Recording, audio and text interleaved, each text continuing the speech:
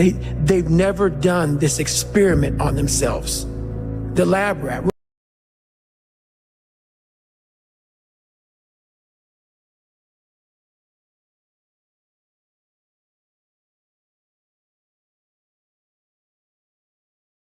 I think that's word used out too much too.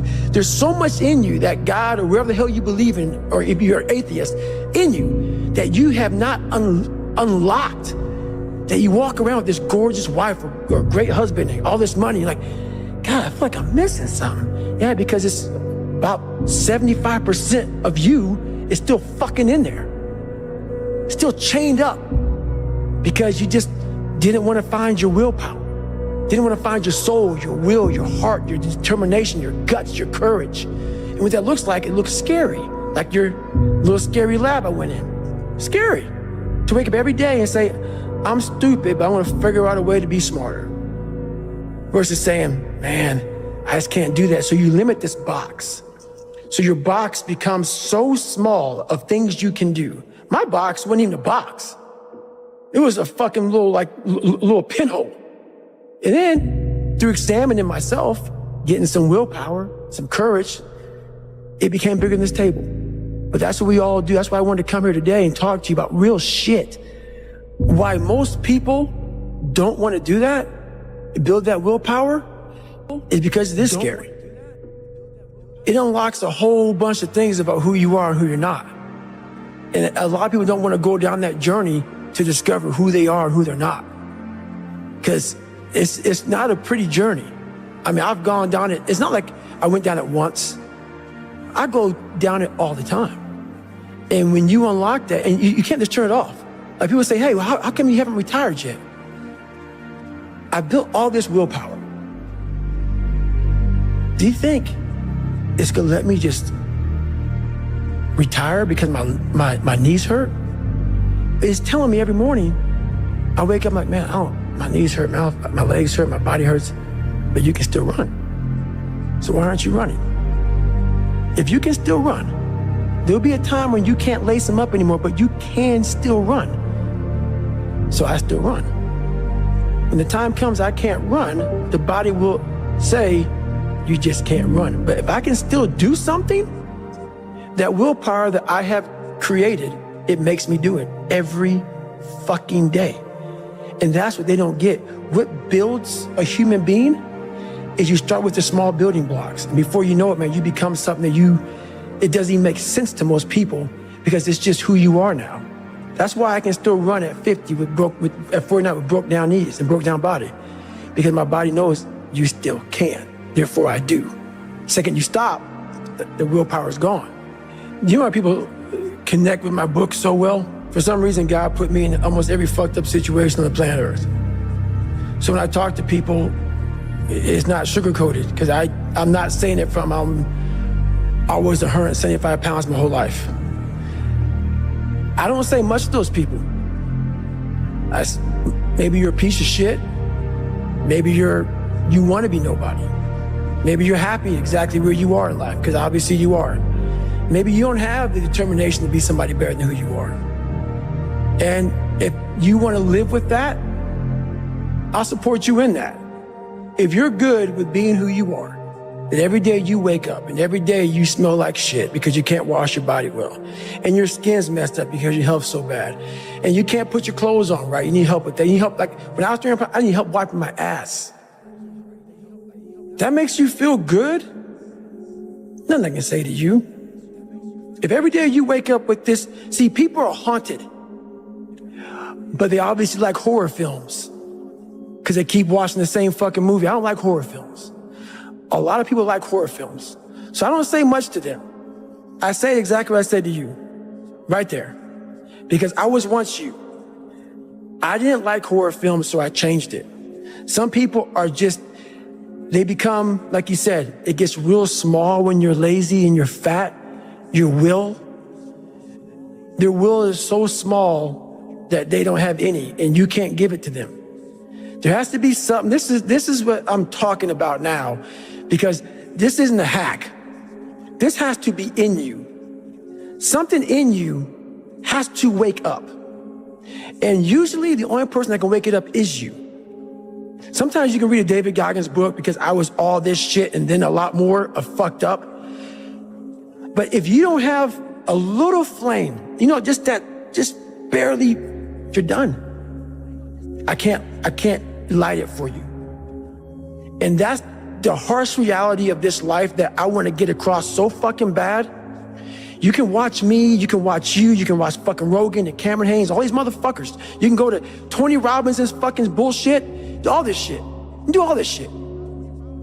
If you could keep going back and keep spending money and spending money and spending money with no results, you can wonder, wow, maybe let me go try out David Goggins. He ain't gonna fucking help you. You have to explore, examine the insides of yourself. And what do you really want out of life? Your friend and a lot of people out here just don't fucking want it. So guess what? Have fun with your life.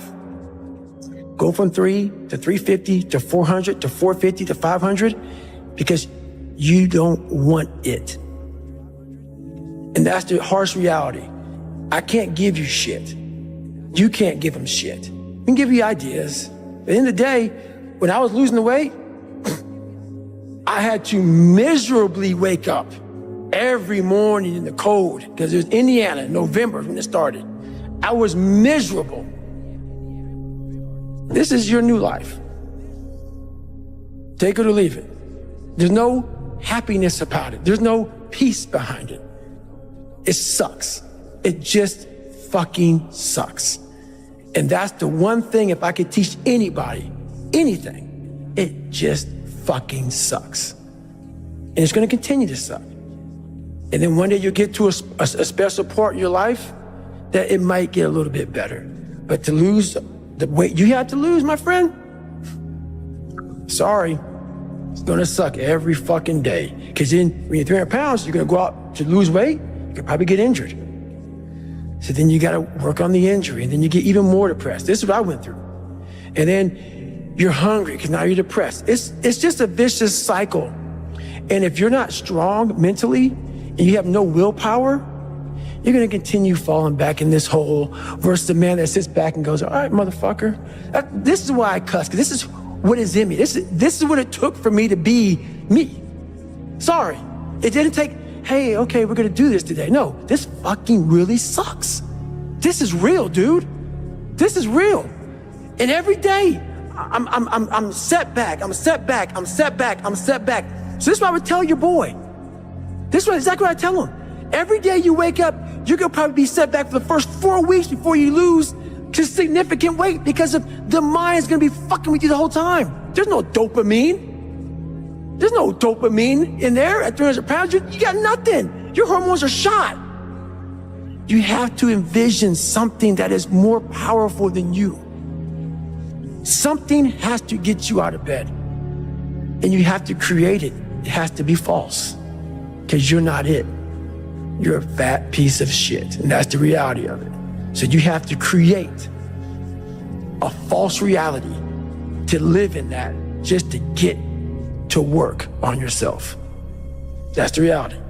Because what I've done is in the fucking unseen work, I built Frankenstein. So whenever shit gets nasty, David Goggins goes, you had nobody anyway, motherfucker. So see how I'm talking myself right now? That's me. That shit fires me the fuck up. That shit makes me fucking nuts. You had nobody anyway, motherfucker. Look around you. There was no fucking team. It was you. There was no weight loss program or mom and dad waking you up saying you can do it, you can be better, trying to build belief. You built belief when you had nothing. Rock bottom. You did that. So as times get hard for me, the truth comes out. And my truth is powerful as fuck. It's real. It's tangible. I feel it. It comes out of my brain as I speak about it. I'm reliving every single dark moment of my life to be here. So that is what people don't get. That is what motivates David Goggins, is the unseen work. But everybody needs that pat on the back. They need that training partner. They need that accountability coach. I don't need that shit. and neither do they. But it's what we've trained ourselves to believe that we need. You're not looking at the truth in front of you. The truth in front of you is it sucks. It's painful. It's fucking mind-numbing. And that is the truth. And that's why a lot of people don't like listening to me. Because this is what it takes. Creating another voice and sometimes going at it alone. All the time going at it alone because no one's gonna believe in you. That's that. I had to stop giving a fuck about people. That was the biggest thing. I had to stop caring what people thought about me. I realized that everybody's fucked up. That's the one thing I realized. I walked around and I put these people on a fucking pedestal. Everybody was better than me. So I can't tell you anything about me because you're gonna judge me and I'm gonna feel even worse than what I am. What I realized, once I calmed my mind down and sat back and looked at how jacked up this world is, once you realize that you are not alone, everybody that's talking to you about how jacked up you are, only thing they've done better than you is they've hidden their fucked up world better than you have. That's all they've done. So once I realized that, if you want to sit back, like for instance, there's all these things that are on TV and we have all these news people judging people who fuck up in life. And yeah, they made big mistakes. But that person who is judging you on TV, I guarantee you that news person and say, I'm glad that my shit didn't come out, but I'm gonna judge the hell out of you. I know that about people. So if you want to sit back and judge how jacked up I was and how messed up my life was, Merry Christmas, go for it. Have a good time. But I'm smiling at you right now, knowing you have a secret that you're not willing to share. It gives you a lot of power when you're able to go on a podcast this big and say, hey, tell me, I'll tell you anything you want to know. I no longer care. And that is a lot of power in that, to be able to put your life on a billboard for the whole world to see and say, judge it, man. Judge it. Like just me talking about it makes me feel good. And that's another thing about it. When you are willing to talk about how jacked up you are, the strength, that big rock that you carry, it just starts to come off you. It just starts to come off. That's why I do it so often. I'm like, hey man, I'll tell you anything you want to know. I'm tired of being afraid. I'm tired of not telling you shit. I'm tired of lying about how good I'm not. We tend to do the things that are easy.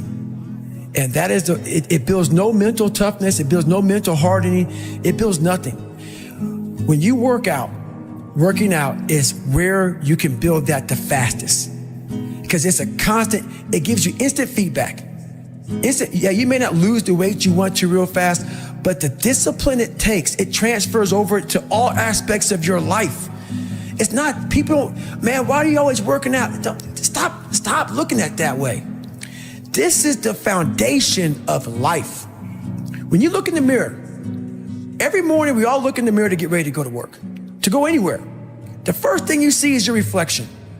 If you don't like what you see in the morning, you lost the war already. It's not about even liking what you see. It's about looking in the mirror and you may start, man, I feel different. That reflection is not everything. It's a feeling you're supposed to get. So you have to, in life, once you leave your house, the war begins.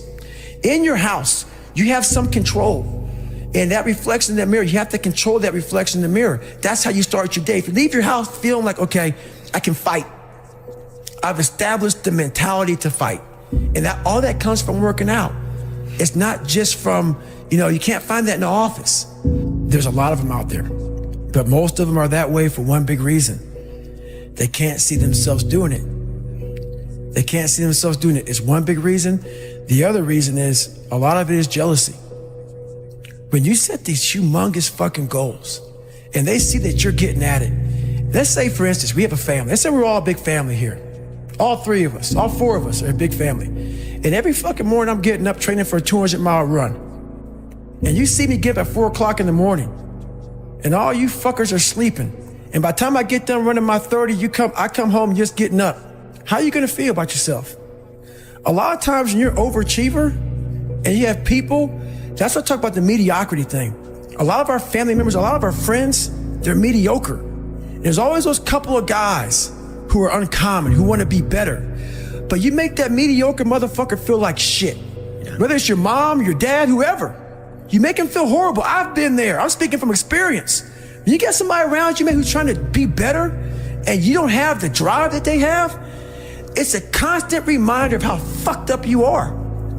You have to know that that's what it is. Anybody in your course not saying, man, get after it, brother, I'm so proud of you, they have a problem with themselves. Because all you're trying to do is achieve more. If that's a problem for somebody, you have to look at them and say, man, you really have a fucking problem with yourself, huh? It's much deeper than what you think. Right. It lies deep in your soul. How I was able to fix myself was I saw how ugly I was towards other people who were great. I was able to look back and say, man, you don't hate that motherfucker for any reason because he's great. And you're lazy. You're lazy. He makes you feel like shit every single day. That's where it comes from. You have to know where shit comes from to be able to solve it. I honestly want to be considered one of the hardest men to walk the planet Earth in the history of the world. And what I mean by hard, I'm not talking about the guy who does the most pull-ups, the most sit-ups, runs the most. Just a person who's able to overcome any adversity in front of him, to figure out a way. Hardness isn't about all this physical shit, man. Yeah, it helped me get to where I'm at.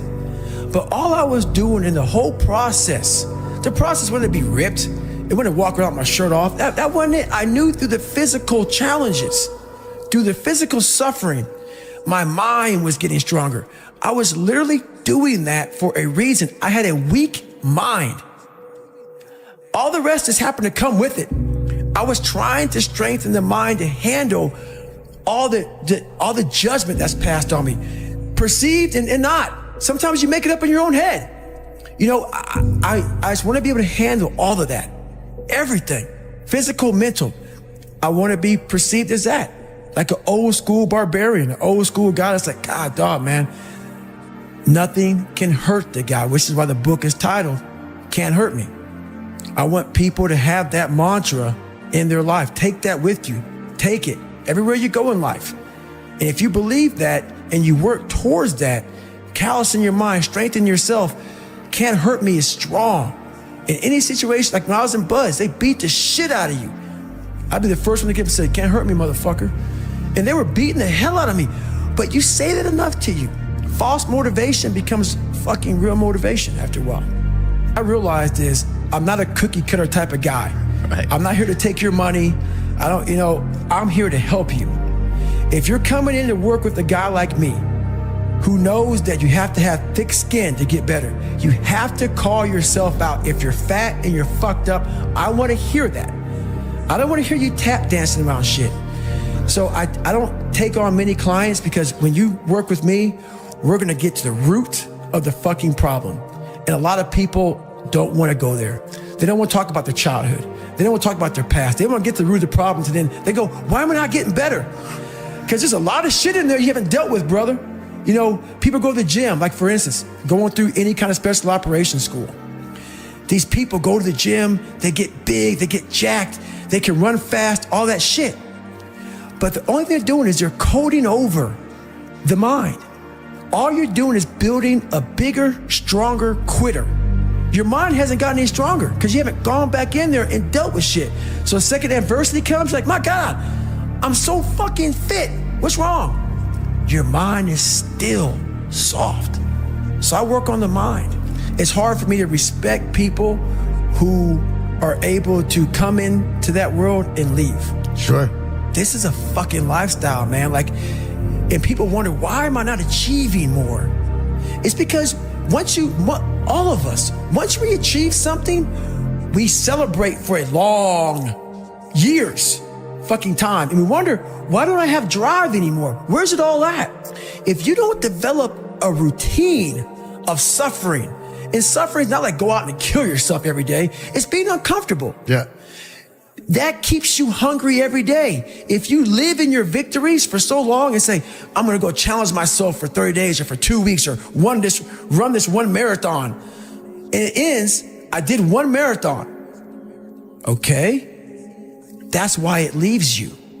It leaves you because you haven't set up the next obstacle. Obstacles is how you grow. You must continue to have friction. Friction is where growth is at. With no friction, there's no growth. Make up your own mission statement. What do you want to be in life? And once you do that, now you can work with somebody to get better. You can work with yourself to get better. But until you know what you want to stand for, you will always just be sitting down. You'll never stand for anything. But guess what happens? That alarm clock goes off at 4 a.m. to train. I don't want to be a SEAL today. Or I don't want to be whatever today. I'll start tomorrow. And that's the usual pattern of people's lives. That's why I talk about clearing out the mind. Until you really want to do something, you're always going to be a talker. You're always going to run your fucking mouth. So if you wake up in the morning and you don't want to do something, you don't care enough about yourself. And that's what you need to really research is, man, why am I not doing this for myself? Because that is the number one purpose in life, is to better oneself. All those things of comfort are there in that 1 second. And this is where people lose. So what I do in that 1 second, because we all think about quitting when shit's hard. But what you have to do in that 1 second is hard to process information during pain. Because that pain takes over and you can't think rationally. You're thinking about fight or flight, save yourself. That's not a rational thought. It's not a thought that's going to get you through hard times.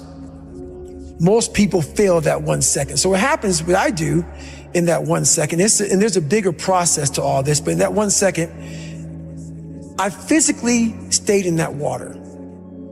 Because if I get out of the water, I quit.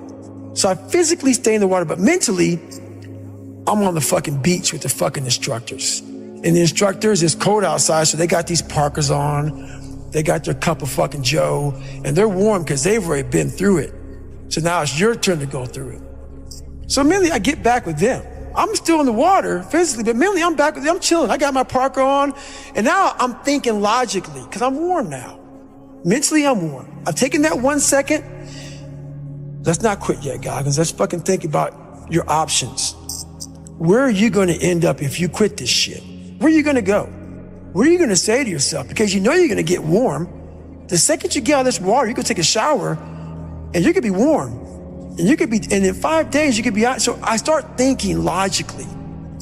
I calm my brain down because your brain just wants to get the fuck out. Ring the bell, put your helmet down, get warm, and then you're really fucked. And these are the things you have to think about in the 1 second decision. So that's what that's all about. It's about gaining control of your mind, putting things back in the proper perspective, and then saying, I really do want to be here. And I'm going to have a bunch of these 1 seconds through this 130-hour journey. And I have to learn to control these. Because if I fail one of these 1 seconds, I will not be a SEAL. I will not be a doctor. I will not be a lawyer. I will not be whatever the fuck it is. So that's how important that 1 second decision is. It's all about your mind takes control of you. You have to say, fuck you. I run this motherfucker. And that's what that's all about. So every morning it starts with a run. And that's because that's the one thing I hate to do more than anything in the world. So that's like my cup of coffee. And I'm all about armoring yourself. So the second you leave your house, and the second you open your phone, the second you do any of that shit, you are now letting in poison and cancer. So I make sure a lot of things you can't avoid. So as I get up, I start to armor plate my mind and body. Like a person's going to war, you put your body armor on. That's what I'm doing on that run. I'm waking up and I'm giving myself all this armor. So when I come out in the world, now look at that phone, I'm ready. I'm not waking up late. I'm not rushing around. I'm not disorganized because I know I'm gonna get hit in the fucking mouth. There's an art to getting hit in the fucking mouth. And that is why these things are important. You have to wake up and you have to give yourself belief. You have to give yourself confidence. So it starts with that run. A lot of people sit back and they dream about being a sports figure, or dream about being a SEAL, or dream about being an astronaut. And all it is a motherfucking dream. They don't put the work behind the dream. That dream has become their fucking master. When you become the master of your fucking dream is when you say, I want to go be a Navy SEAL. And you say, okay, I'm going to lose 106 pounds in less than 3 fucking months. The dream was the one thing I thought about, and the dream was now gone. Now, what comes in, the dream goes away, and the fucking laundry list of fucking details and tasks come up. Gotta do this, gotta do this, gotta do this, gotta do this. That's when you become the master of your dream. So, a lot of people out there dreaming. So my first conversation when I was absolutely nobody, and that's one thing you have to say. We live in a world now that's so kind. We find the kind way around everything. Like, if you don't look good, I have to find a kind way of saying, I don't like your shirt. Right. That's not the approach. If that's the approach you're looking for, that book is not for you. Can't Hurt Me is not for you. The approach you have to take, at least I took, you take whatever approach you want. The conversation had to be a real, honest conversation in the accountability mirror of, guess what? I was fat. Don't find a kind word to say that, you know what? I've gained some weight. No, you're fat. When I couldn't read, not like, hey, you know, you have a learning disability. No, I cannot read. I have a 4th grade reading level, I'm struggling, and sometimes I call myself stupid. Not in a way to put myself down. So don't take it like, my God, those are so hurtful. Yeah, they're hurtful, dishonest. The conversation has to become an honest conversation of where you're at mentally. Where am I at mentally? I look like shit. I feel like shit. I'm falling behind in school. I'm lazy. My house is a mess. You have to look at what it is and call it what it is. Don't find words to make yourself feel better, because that's what, so we hang around people that make us feel better, that tell us what we want to hear, not what we need to hear. And so we stay away from those people.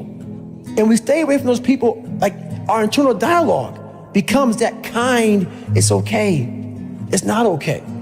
So that's where it starts. It starts with that accountability of, it's not okay anymore. This can no longer be okay. And calling yourself out for exactly what you are and exactly how you need to fix it. That's where it starts. Nothing gets solved by that, man. Nothing.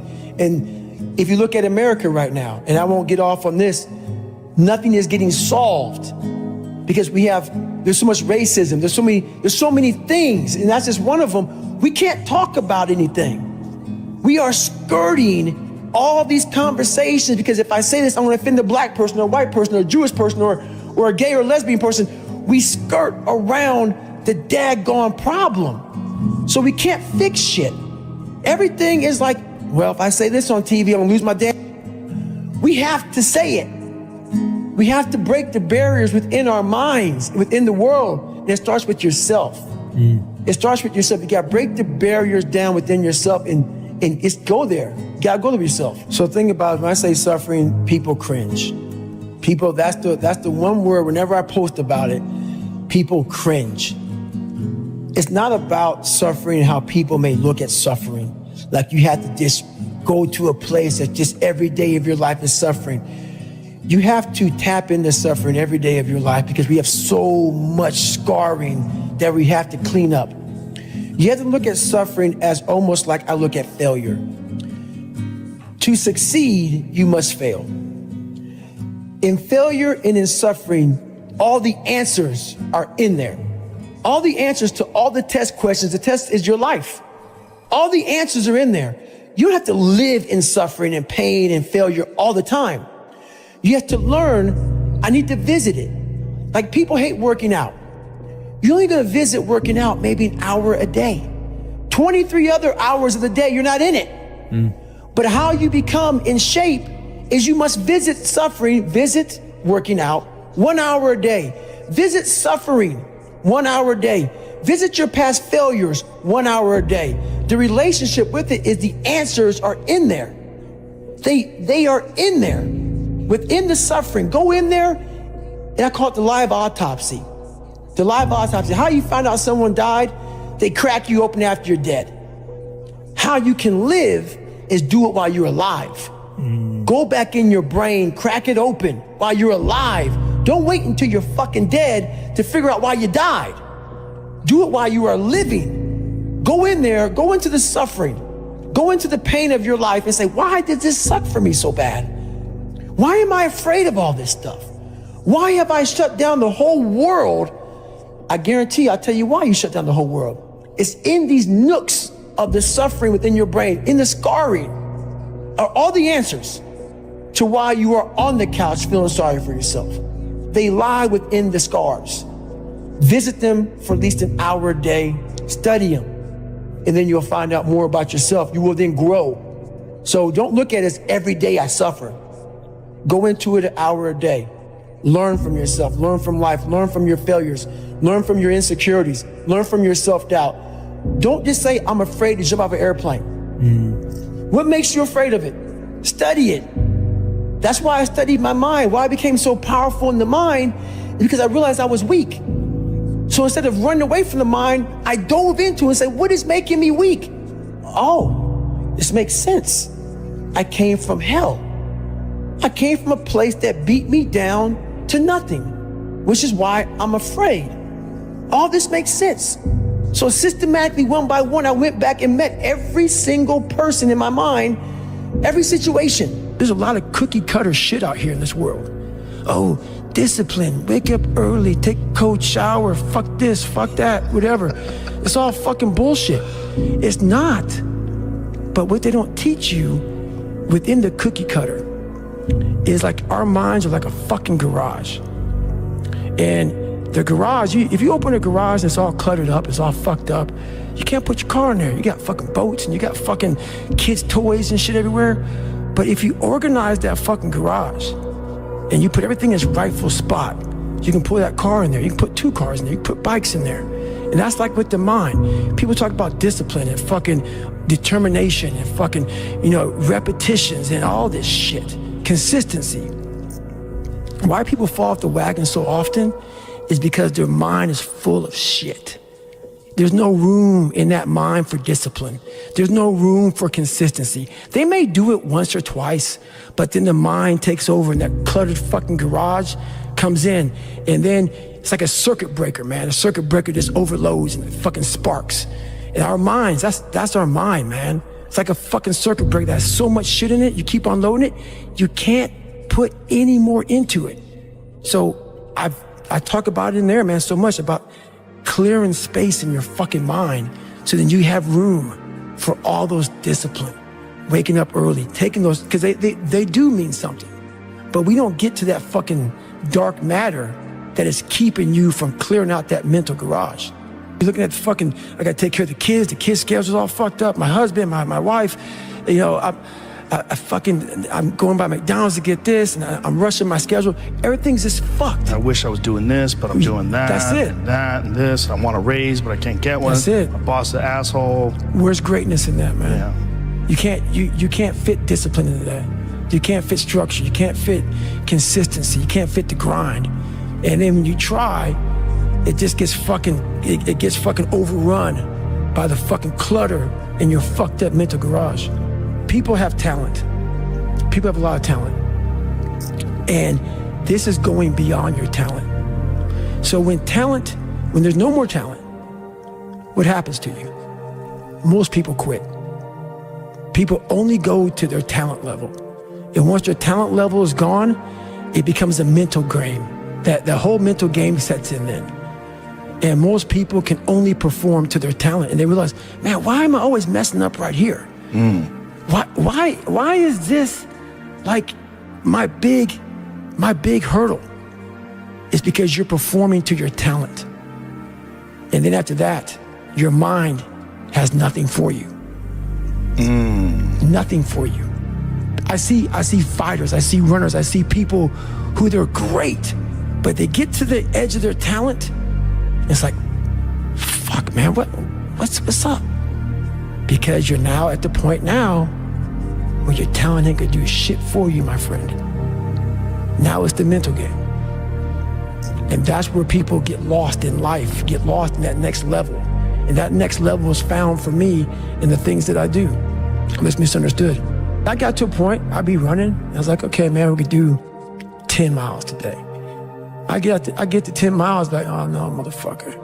That fucking demon that I let out every fucking morning that walks the streets at night, he comes and says, hey, no, bitch, not today, man. There's somebody out there that you don't know, have never fucking met in your entire life, that is doing 12, 13, 14. You're gonna do another one. And when you meet them, you ain't gonna be fucking ready. So Goggins kept on running.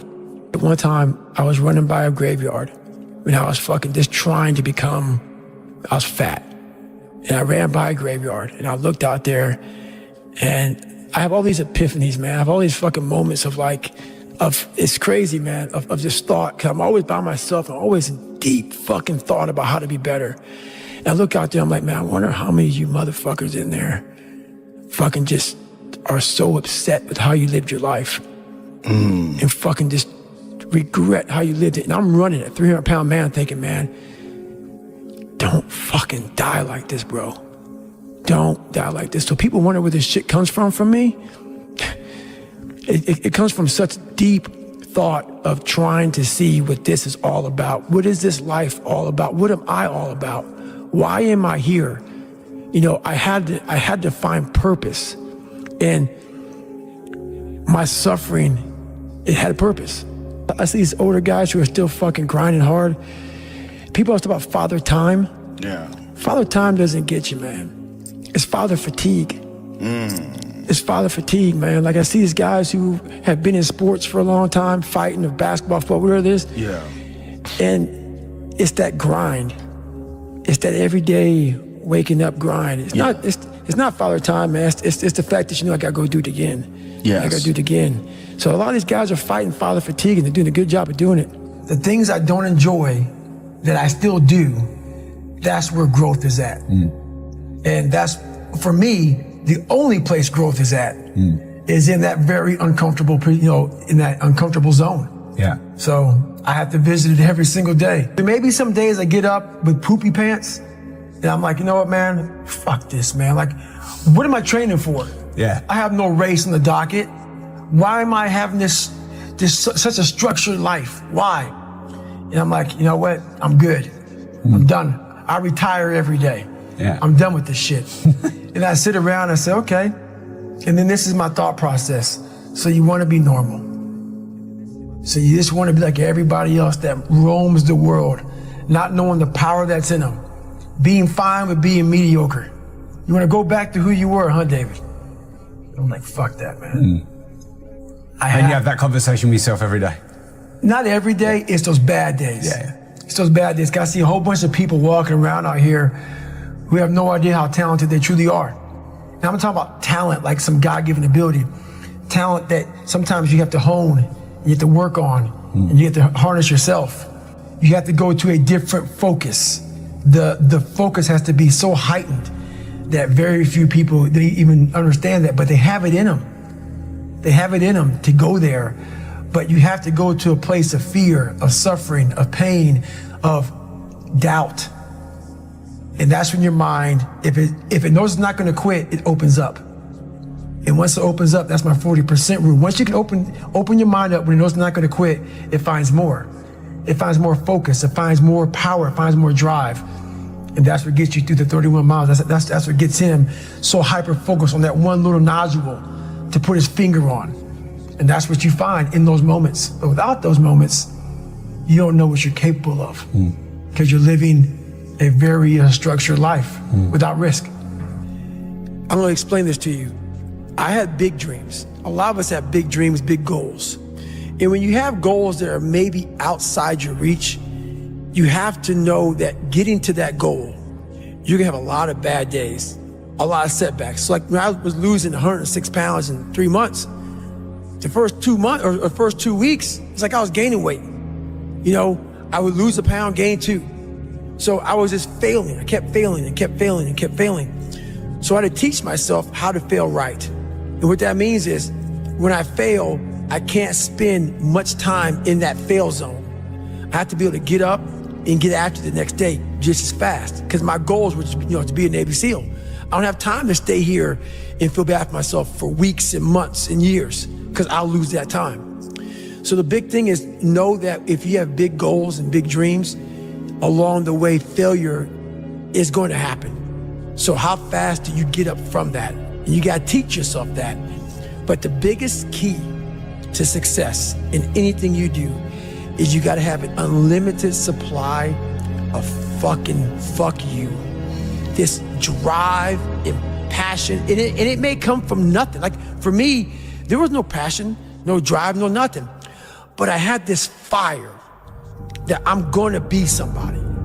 And it has to be there because on all those bad days and all those days you don't wanna do shit, you have to be your own motivator, your own coach, your own trainer, your own everything. So to do that, you have to come into work, and work is whatever your work may be, ready to go. And what that means is you may have failed miserably yesterday, but you come to work like, people like, man, you just lost everything. How the hell are you just fucking damn motivated? Because this is what it takes. This is what the fuck it takes. And you gotta get it from wherever you can. Whether you make up this illusion of your life or this false reality that gets you motivated, whatever gets you motivated, it's gotta be here at the tip of your brain at all times. Because in those dark moments, you gotta pull it out. So that's the big thing for me, man. I was always fired up at all times.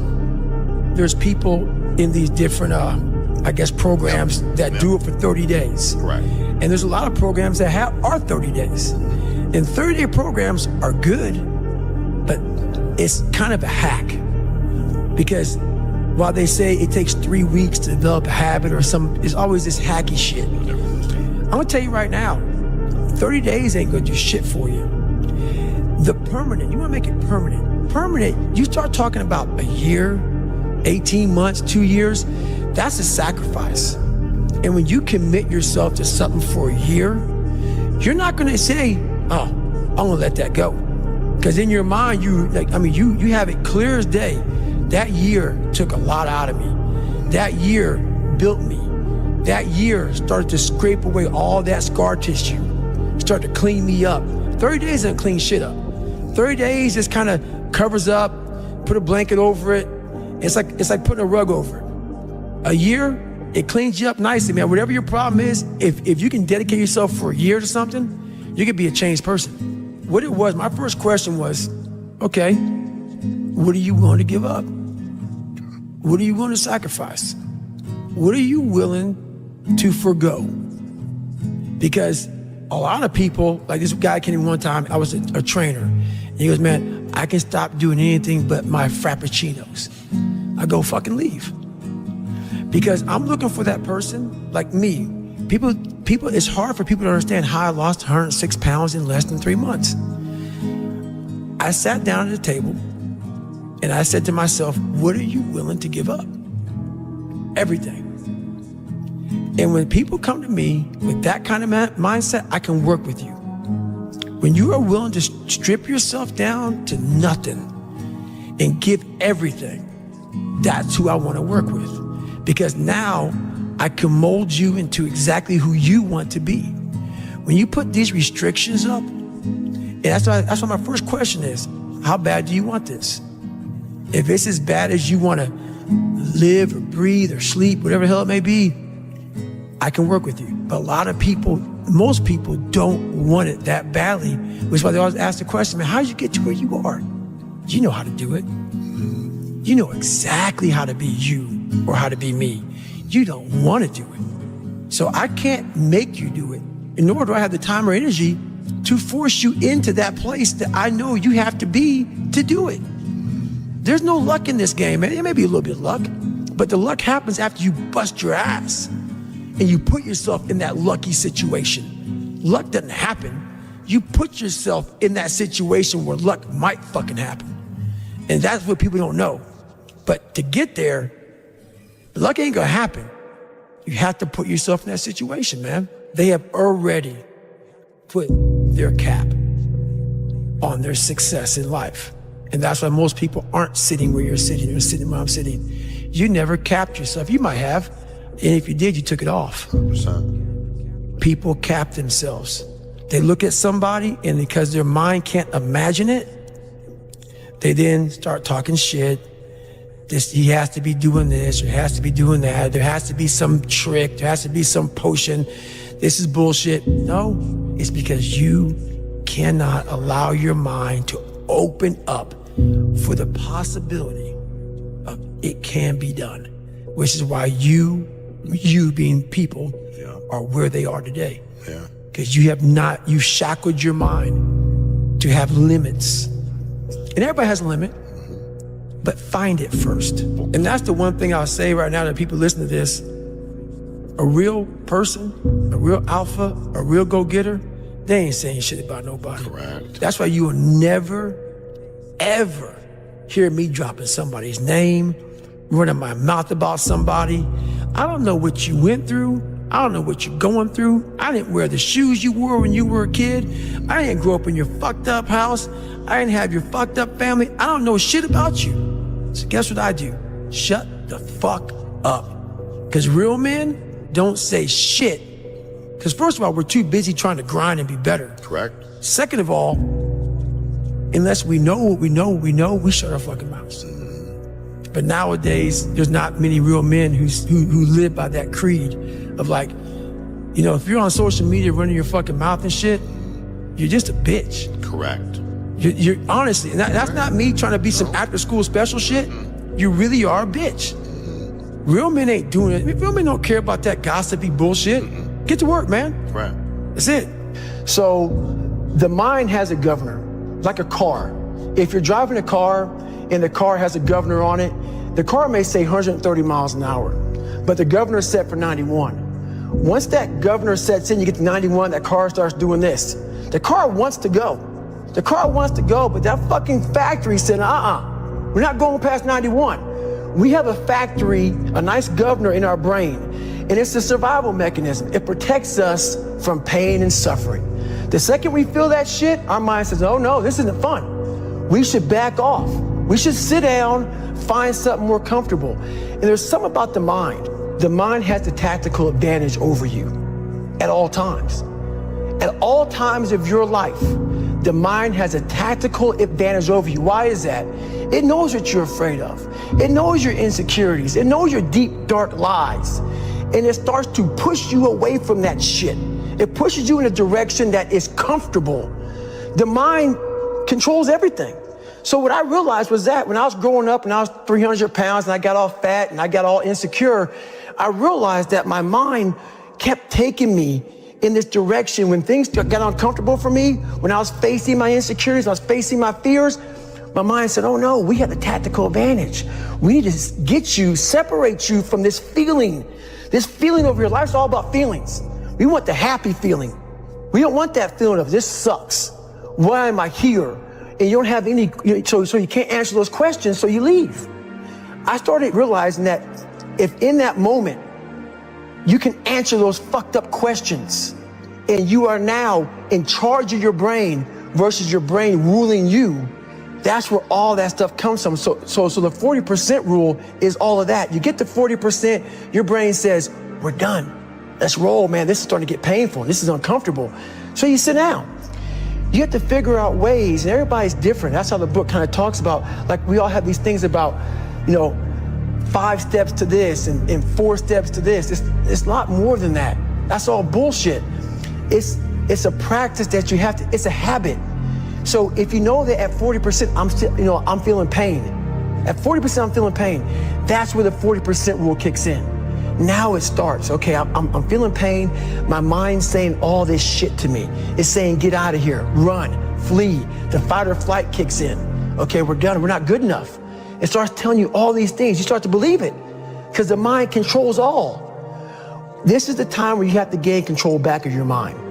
It's okay, let me see if I can go 45%. And once you start giving yourself more and more hope and start realizing, okay, the mind starts to be, okay, what are you doing? We're supposed to be going right and you're going left.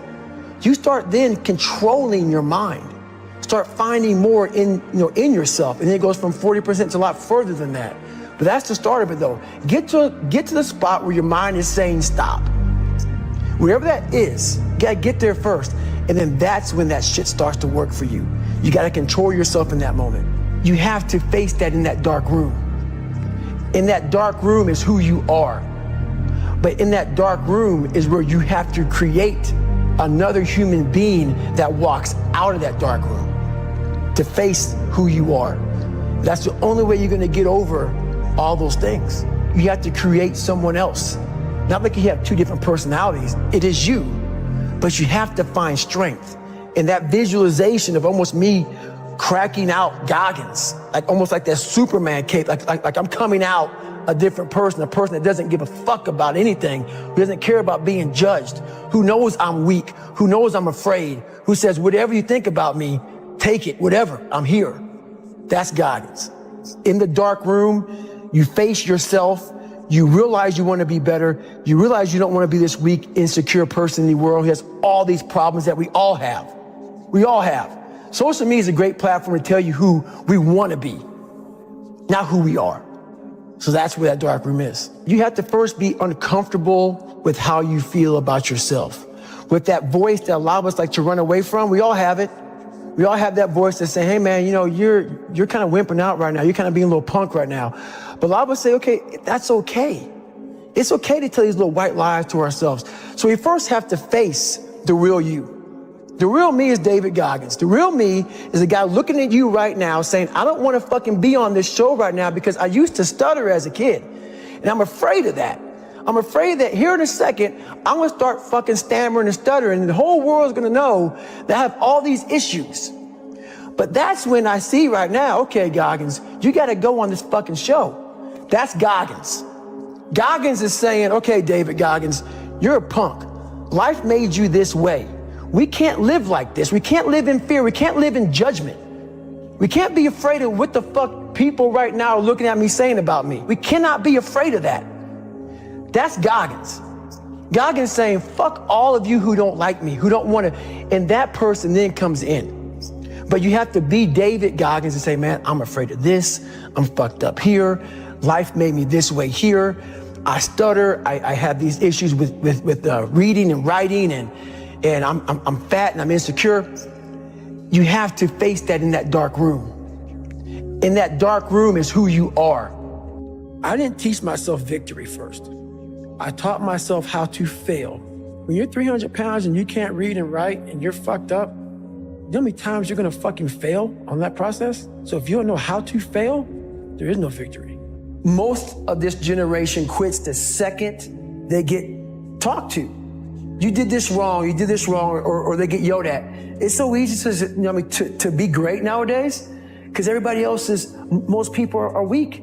This is a softened generation. So if you have any mental toughness, any ability, if you have any fraction of self-discipline, the ability to not want to do it but still do it. People have a hard thing to understand. I hate to run. And what makes me so crazy, it doesn't anymore, is people go, well, why do you run if you hate it? What are you talking about? If you can get through to doing things that you hate to do, on the other side is greatness. That's what people understand. By me running, I am callous in my mind. I'm not training for a race. I'm training for life. I'm training my mind and my body and my spirit so it's all one, so I can handle what life is going to throw at me. Because the life I've lived, it throws a whole bunch at you. And if you're not physically and mentally prepared for that, you're just gonna crumble and you're good for nobody.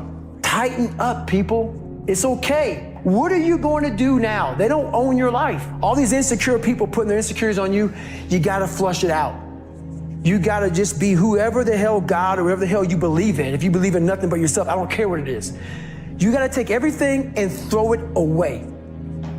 You have to believe in one thing, and that is yourself. Right now, for you to find greatness in yourself, you're not gonna find it by looking in a book or by even hearing me. I may give you the spark, but you've got to go inside yourself to find it. And that means you gotta be quiet. Shut the fuck up, go in a room, stop talking, search your soul, search your mind, search your abilities, and you'll find it. I'm just starting out in life. I don't know where I'm going, what I'm doing. How old are you? 26. And you don't know where I'm going, what I'm doing, and I'm not disciplined. So how the fuck am I supposed to help you? You're lazy, you know exactly what to do. It just sucks doing it.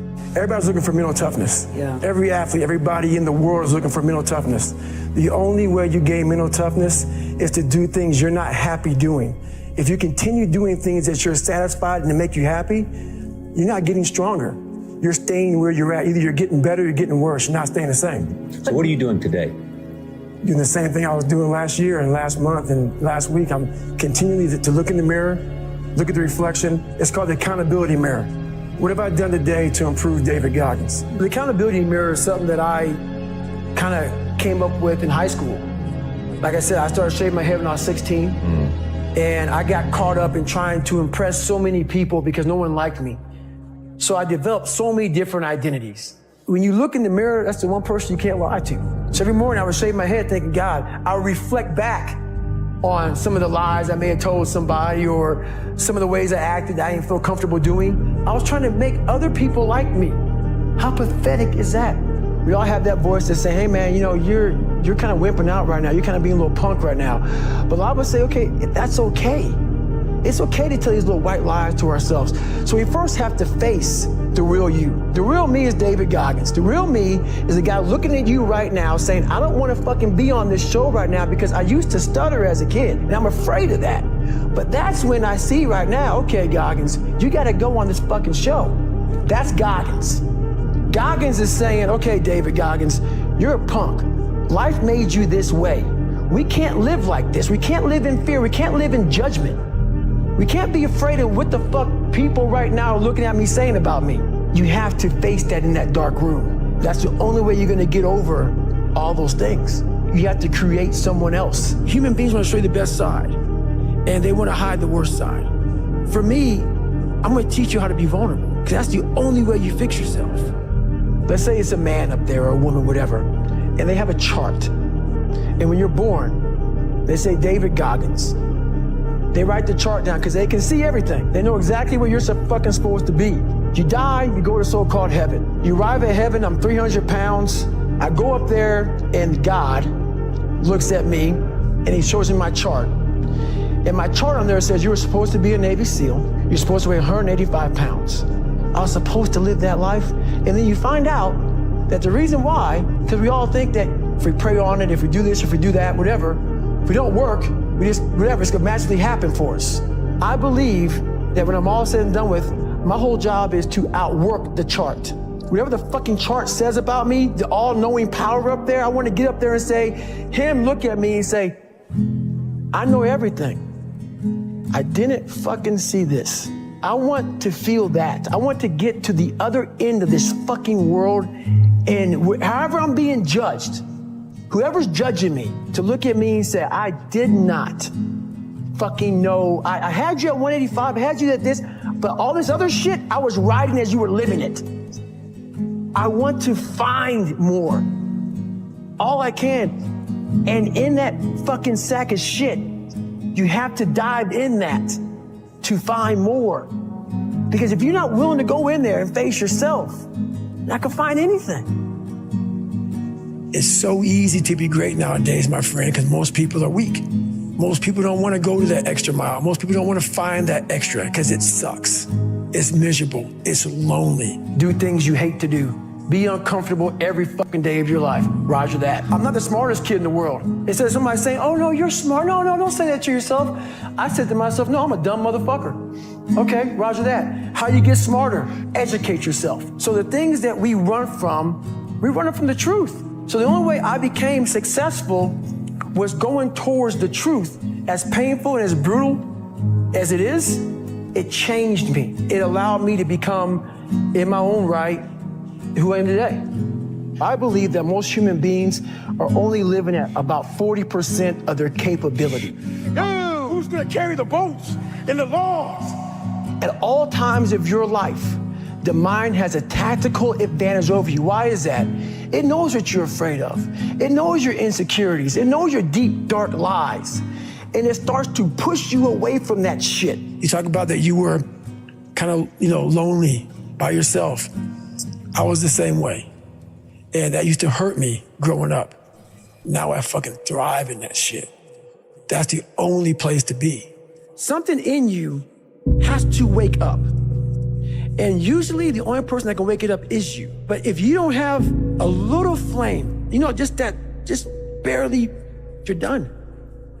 I can't light it for you. And that's the harsh reality of this life that I want to get across so fucking bad. You can watch me, you can watch you can watch Rogan and Cameron Haynes, all these motherfuckers. You can go to Tony Robinson's fucking bullshit, all this shit. If you could keep going back and keep spending money and spending money and spending money with no results, you can wonder, wow, maybe let me go try out David Goggins. He ain't gonna fucking help you. You have to explore, examine the insides of yourself. And what do you really want out of life? You have to envision something that is more powerful than you. Something has to get you out of bed. And you have to create it. It has to be false. Because you're not it. You're a fat piece of shit. And that's the reality of it. So you have to create a false reality to live in that just to get to work on yourself. That's the reality. Make up your own mission statement. What do you want to be in life? And once you do that, now you can work with somebody to get better. You can work with yourself to get better. But until you know what you want to stand for, you will always just be sitting down. You'll never stand for anything. Let's say you have no races. Let's say you have no classes, no nothing. There's no purpose in your life. You know, people need to have purpose to get up. They need purpose to perform. You need to get to a point in your life where there's nothing on the docket. If you're not constantly performing without purpose, you're not going to be ready when the time comes. It's this magical thing, purpose, that we're all looking for. But what's funny about it all is that we need these things to perform. But we don't take a second to realize the purpose is always there. The purpose never leaves us. Because the very purpose is you. You are always the purpose. There may be another purpose, like being a SEAL or going to college or whatever, but the main purpose in life is you. If you wake up in the morning and you don't want to do something, you don't care enough about yourself, because you have to want it. You have to want to be better. And it starts off with you have to have pride in yourself. And a lot of people out here just don't fucking want it. So guess what? Have fun with your life. Go from 3 to 350 to 400 to 450 to 500 because you don't want it. And that's the harsh reality. I can't give you shit. I had to miserably wake up every morning in the cold. I was miserable. This is your new life. Take it or leave it. There's no happiness about it. There's no peace behind it. It sucks. It just fucking sucks. And it's going to continue to suck. And then one day you'll get to a special part in your life that it might get a little bit better. Self-discipline is everything. And if you don't have it, I don't look at you right, because I know you're capable of more.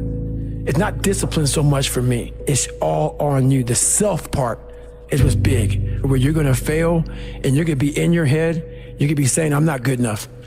And it's how you get through that. It's how you get through that on a daily basis when that thing is saying, man, I'm 43, I've done so much. You start to become civilized. The refrigerator gets full. You start making money and you start, I'm not getting cold anymore. I'm retired. At 40, people shouldn't be playing basketball or football or being in, you start to believe this shit. And it becomes in your fucking mind like there's people who are retired, you know, at 40-something years old or 30-something years old. At 43, I'm still putting 100-mile weeks. Still doing thousands of pull-ups, thousands of push-ups, because I'm not allowing myself to become civilized. The worst thing that can happen to a man is become civilized. You lose that fucking fight. You lose that, why the fuck am I doing this shit? I'm good. You ain't good, man. You ain't never fucking arrived.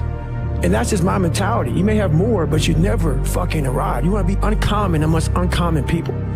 You know, it comes from, I had a rough childhood coming up, and I just took all that, you know, negative energy and made it very positive for myself to drive me. I'm a very driven person. I have passion that almost scares people just to be successful and to make it no matter what. People wonder, how do you stay hungry all the time? Because after I accomplish something, I don't sit back like a lot of guys who graduate buds, graduate this, graduate that. They get comfortable. They wonder why I'm getting weak, man. I don't know, I lost my edge. What's going on? Because once you hit the top of the fucking mountain, guess what happened? I'm good. I'm good, so you wonder why you're falling down now. Because once you reach the top of the mountain, you gotta build a fucking another one. That's mediocrity. There's a lot of people in mediocrity who have a nice resume, but they're one-timers, man. They hit a one-time deal, they busted it open, got a lot of money, but they're good. You're mediocre now, man. What are you fucking doing today, tomorrow, the next fucking day? I listen to a motherfucker who's like this, man. What's wrong, man? I'm fucking tired, dude. Why are you tired? Because tomorrow, I gotta do the fucking shit again, man. Whatever the shit is that made me fucking nauseous and sick to my stomach, it made me hurt, there's no ending. And that's the person I listen to. That's the person who's gained knowledge. You gain knowledge through suffering.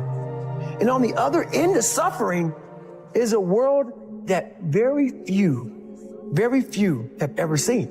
It's a beautiful world. I will have normal, everyday people picking me apart. Oh, his life is miserable. Who wants to live like that? It's crazy how it's almost like he's sick, he's psychotic. Because human beings need to hear this. They need to stop hearing these hacks on this and that. There's no fucking hack, bro.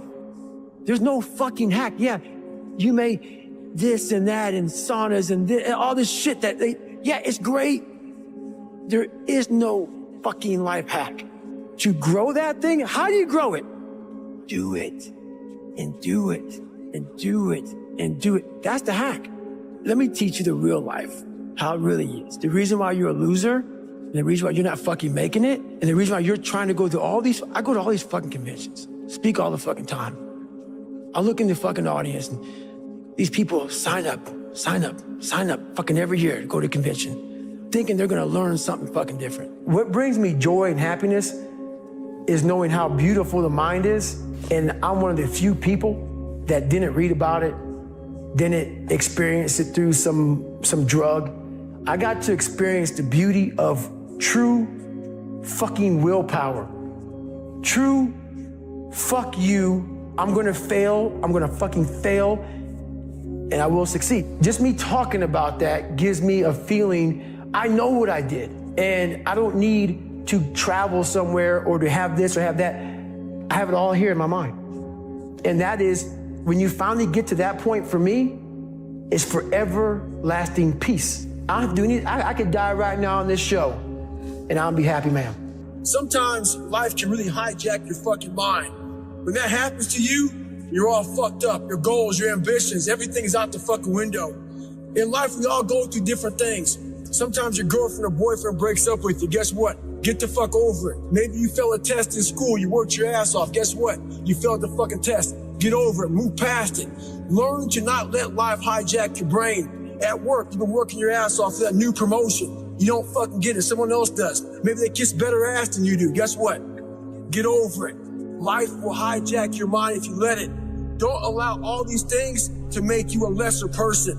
You must own your mind. Don't let life own yours. Get out there, stay hard. If you pan it down here, you see it's about 3 o'clock in the morning and there's not a car or a person in sight. People want to know where I find my strength at, where I get my strength. I get it from a lot of places, but right now, this morning, I'm getting it from, there's not a motherfucker that's up. There's not a car, there's not a person. Everybody's in their bed, sleep, dreading that it's a Monday, hate it's a Monday, and I'm loving it. I'm loving that. Where everybody's getting weaker, I'm getting stronger. It's not about the running, the swimming, the push-ups, the sit-ups. It's about what those things do for your mentality. You don't get better on the daggone couch. You get better by coming out here and getting the fuck after it every daggone day. Stay hard. Every morning, every day of our lives, we have choices to make. You have the choice to stay in bed, to say, forget it, I'm not gonna work out today, or forget it, I'm not gonna work hard today. You always have a choice every single day of your life. So yesterday, I made the choice to get up early and run, but today's another day that I'm faced with another choice to make. So I'm making the choice again to put my shoes on early in the morning and get after it again. So make the right decision. I want you to realize that this world, life, is one big head game. And once you learn to play the motherfucking head game, it's no longer a game anymore at all. You can start living your life. I've saw myself as the weakest human being on the planet. And I wanted to transform that into the hardest man God ever created. Who's gonna carry the votes? When you go to war with yourself, you find a lot of peace because you know exactly who you are. When you quit, your mind says, we're done. So it doesn't expand. There's no expansion when you quit. Your mind takes control of you. You have to say, F you, I run this motherfucker. You gotta tell your brain where you wanna go and how you wanna go and how you wanna get there. Stay fucking hard. That warrior mentality that I'm so proud of, I wasn't born with it. I was not always this strong guy you see. I went through a lot of hard times in my life to get here today. What changed me was I had to be hard on myself. And I had to continue to grind myself into a fine dust. The only way I could find myself was through putting myself through the worst thing possible. I was a scared, uneducated kid who stuttered, and I had to look at myself in the mirror and hold myself accountable for who I wasn't and who I wanted to be. Nothing was coming back to save me, so I realized I had to save myself. You gain knowledge through suffering, and on the other end of suffering is a world that very few have ever seen. It's a beautiful world, because that's where you find yourself. You gotta go into that hellhole of life that you have that fucked you up and fix it. And that's what I'm here to do. It's a hard journey. It's a real journey. It's a journey that's gonna take you way outside of being comfortable. We all look for toughness. We all want it, but we look for it in a comfortable environment. You will not find toughness in a comfortable environment. You gotta do your best work when you're least motivated. So those days you don't want to do it, guess what you gotta do? You gotta second the f up and do it. You have got to suffer to grow. To grow, you must suffer. You have to build a person that can withstand the pressures of whatever they're gonna be dealing with in life. Because this world we live in is tough. It's tough. It will beat you down. The world and the life that we live in is the ultimate competitor. You have got to suffer to grow. To grow, you must suffer. The mind has the tactical advantage over you at all times. At all times of your life, the mind has a tactical advantage over you. Why is that? It knows what you're afraid of. It knows your insecurities. It knows your deep, dark lies. And it starts to push you away from that shit. It pushes you in a direction that is comfortable. Your mind takes control of you. You have to say, F you, I run this motherfucker. When that alarm clock goes off at 4 or 5 in the morning, your mind says no. You just say, this is what we do. It's what we do now. Because to get to where you want to go, the amount of pain involved, I'm not saying physical, I'm not saying you got to break yourself off. The amount of mental pain of how many times you're going to have to do something that you don't want to do to get to where you want to go. There's going to be more times you do something that you don't want to do than you are going to want to do it. That's your new norm. That's your new norm. And then once you do this over and over and over again, it becomes like breathing. I don't want to live this lifestyle, but to get to the other side of this, I have to. The only way you're ever going to get to the other side of this journey is you have got to suffer to grow. To grow, you must suffer. We have the ability to go in such a space. If you're willing to suffer, and I mean suffer, your brain and your body, once connected together, can do anything. I'm trying to build people up. I'm trying to armor their mind. I'm trying to get them to belief. Because this world we live in is tough. It's tough. It will beat you down. The world and the life that we live in is the ultimate competitor. It will try to take you out. It will find your weakness and it will just hammer you. So if I can help you build belief, build confidence to the point where nothing can hurt you because you know exactly who you are. You have to build a person that can withstand the pressures of whatever they're going to be dealing with in life. You gain knowledge through suffering. And on the other end of suffering is a world that very few have ever seen. It's a beautiful world because that's where you find yourself. Every day you have to do this shit. Because why? When you stop doing it, you don't just maintain it. If you stop shooting a gun, you're not going to be a great shot when you pick a gun up a year from now. If you want to be great, you want to be the baddest motherfucker ever at what you do, you're going to be misunderstood by everybody because you're going to be so obsessed and so driven to get there. That's what it takes. It takes every second of your life. Anybody says balance?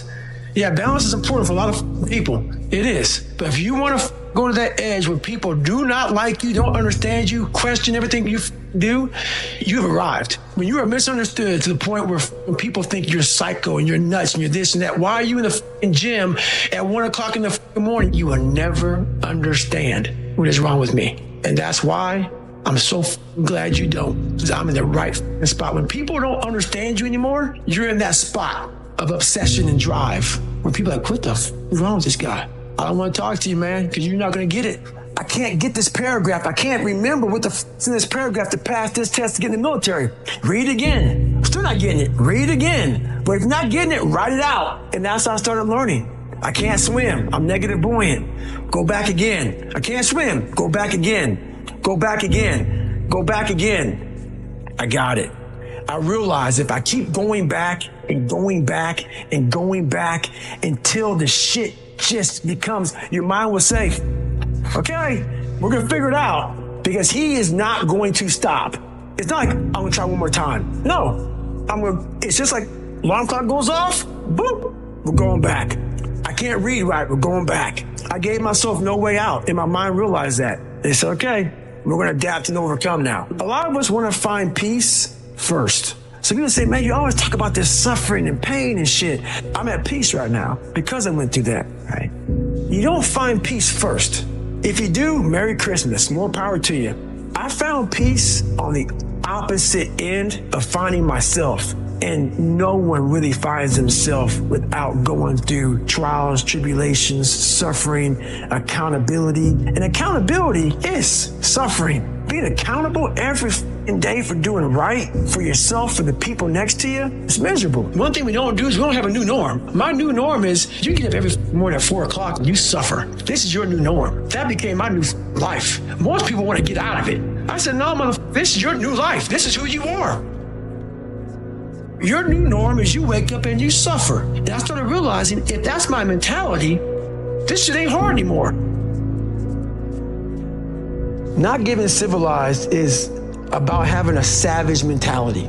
It's a comfortable world. A lot of us say, like for instance, I see these athletes right now who retire. I'm 38, I'm 39. I did 20 years at the top of my game, and I'm chilling out now. You see them a year later and how they look.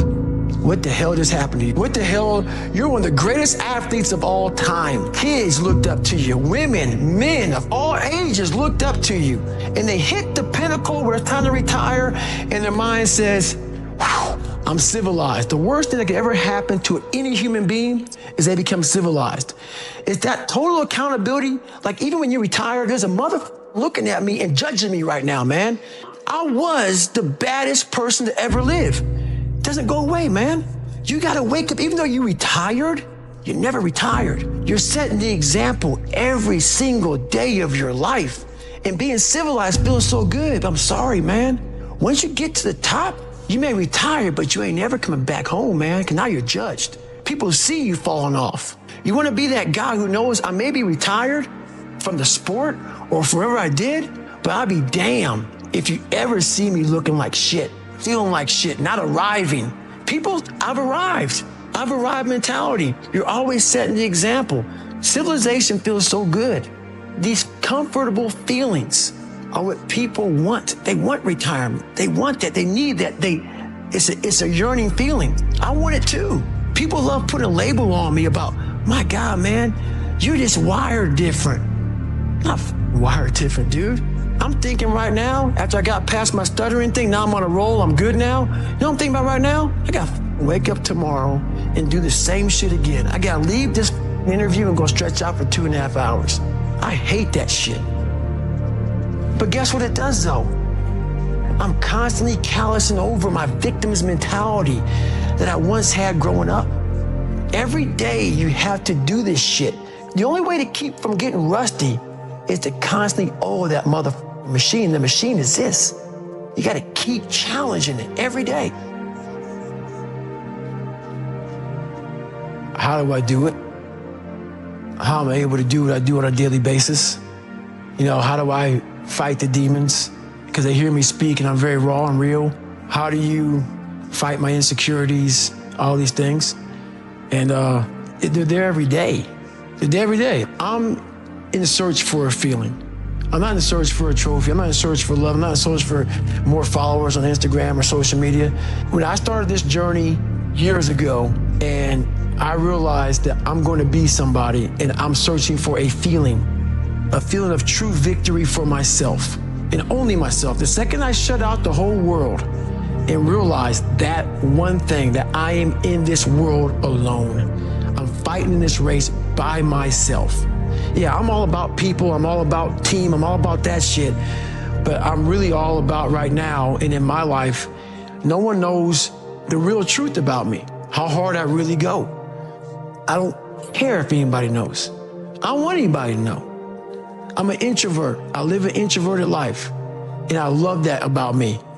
That right there is my fuel, is I know that there's really no one out there grinding like me. And if they are, so be it. If I know about you, I'll make sure that I up my game. That's what the mentality is all about. My whole thing is a mentality thing. I view myself as the weakest person on the planet Earth. I was just an insecure, scared kid. And the only way I could find myself was through putting myself through the worst thing possible.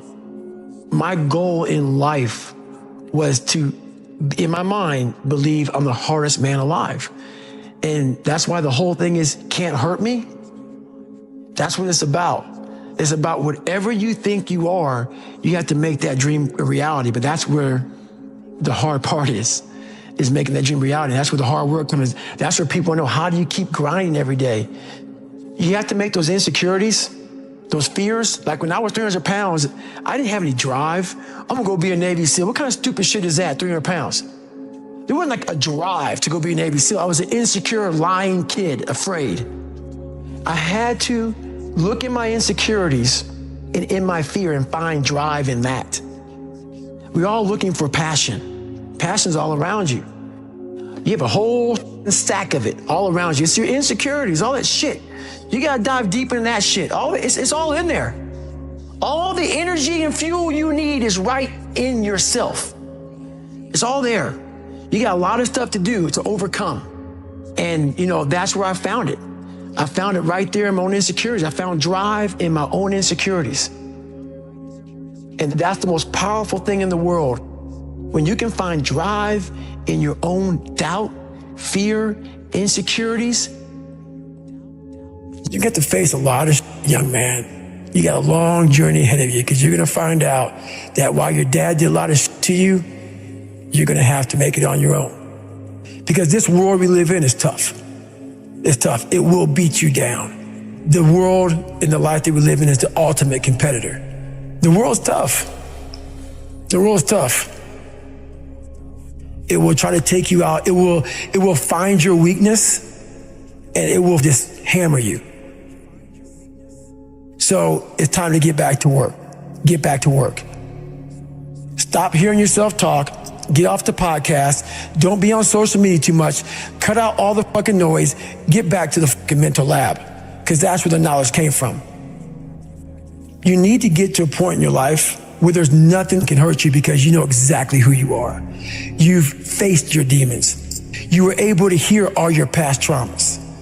You were able to listen to them. You're able to say, okay, now I can now talk to people about what I went through. I'm no longer embarrassed. I'm no longer ashamed. Being ashamed is one of the biggest things that kill people nowadays. In their minds, kill them from moving forward. I'm ashamed of myself. Don't ever be ashamed of anything you've done in your life. Face it, fix it, make it better. Everything I need is in my mental lab. Everything. Because I'm in constant study of myself. And I know what needs to be conquered, because I'm constantly going through what I don't like, what I'm not comfortable with. I know. And only I can fix these problems, because I have to face these problems. Unchosen suffering is going to happen, right? So the only thing that you can do is have some chosen suffering to prepare for it. It's the only thing you can do. That's the only thing you can practice for the unchosen suffering, is have chosen suffering. Do something that sucks every day. I'm not trying to send a message of run 200 miles, be the baddest motherfucker in the world, but be tough. You better have a part about you that's tough, a part about you that can break down situations and get better.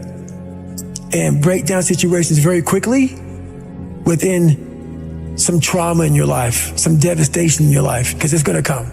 The devastation, the trauma is going to come, and you can't allow that to become a Jersey barrier. It can't be a Jersey barrier. It has to be something that you can maneuver through very quickly and move forward. That takes a lot of toughness. Because a lot of people, when you die, they figure out why you died. They figure out how you died in the autopsy. But we never do a live autopsy to figure out why we're dying while we are alive. And I was dying. I was living every day, but I was really dead. And so I figured it out. And once I figured it out, I was able to reborn. I was able to be reborn. You must take this knowledge that you learn from all this shit is knowledge. So I'm just trying to give people that strength to go in the archives of your life, because while you're probably f***ed up, it's probably something happened to you in your life. Go through the archives, dig it up, study it, and then use it for yourself. That's the main purpose for me right now. You need to be better here. You need to be better here. You need to overcome this, overcome that. And people need to have purpose to get up. They need purpose to perform. You need to get to a point in your life where there's nothing on the docket. There's no 5K. There's no, I'm going to get into school to be this or that, and still perform to the highest level. Because what people don't get is one day that thing's going to come up. And if you're not constantly performing without purpose, you're not going to be ready when the time comes. It's this magical thing, purpose, that we're all looking for. But what's funny about it all is that we need these things to perform, but we don't take a second to realize the purpose is always there. The purpose never leaves us, because the very purpose is you. You are always the purpose. There may be another purpose, like being a SEAL or going to college or whatever, but the main purpose in life is you. So if you wake up in the morning and you don't want to do something, you don't care enough about yourself. And that's what you need to really research is, why am I not doing this for myself? Because that is the number one purpose in life, is to better oneself. So that's the only purpose I fucking need. So the reason I get up every day, even though there's no race or there's no school, there's nothing in front of me, is because I have pride in myself. I was born David Goggins. David Goggins wasn't good enough. He was a scared, bullied, abused kid who struggled in life. And that kid, whenever something got tough, no matter how hard I trained, no matter how ready I was, whenever something got tough for me, David Goggins, the real David Goggins, would come out and he would quit. So I realized this over a period of time. So I had to build Goggins. And in that process, that's where I get better.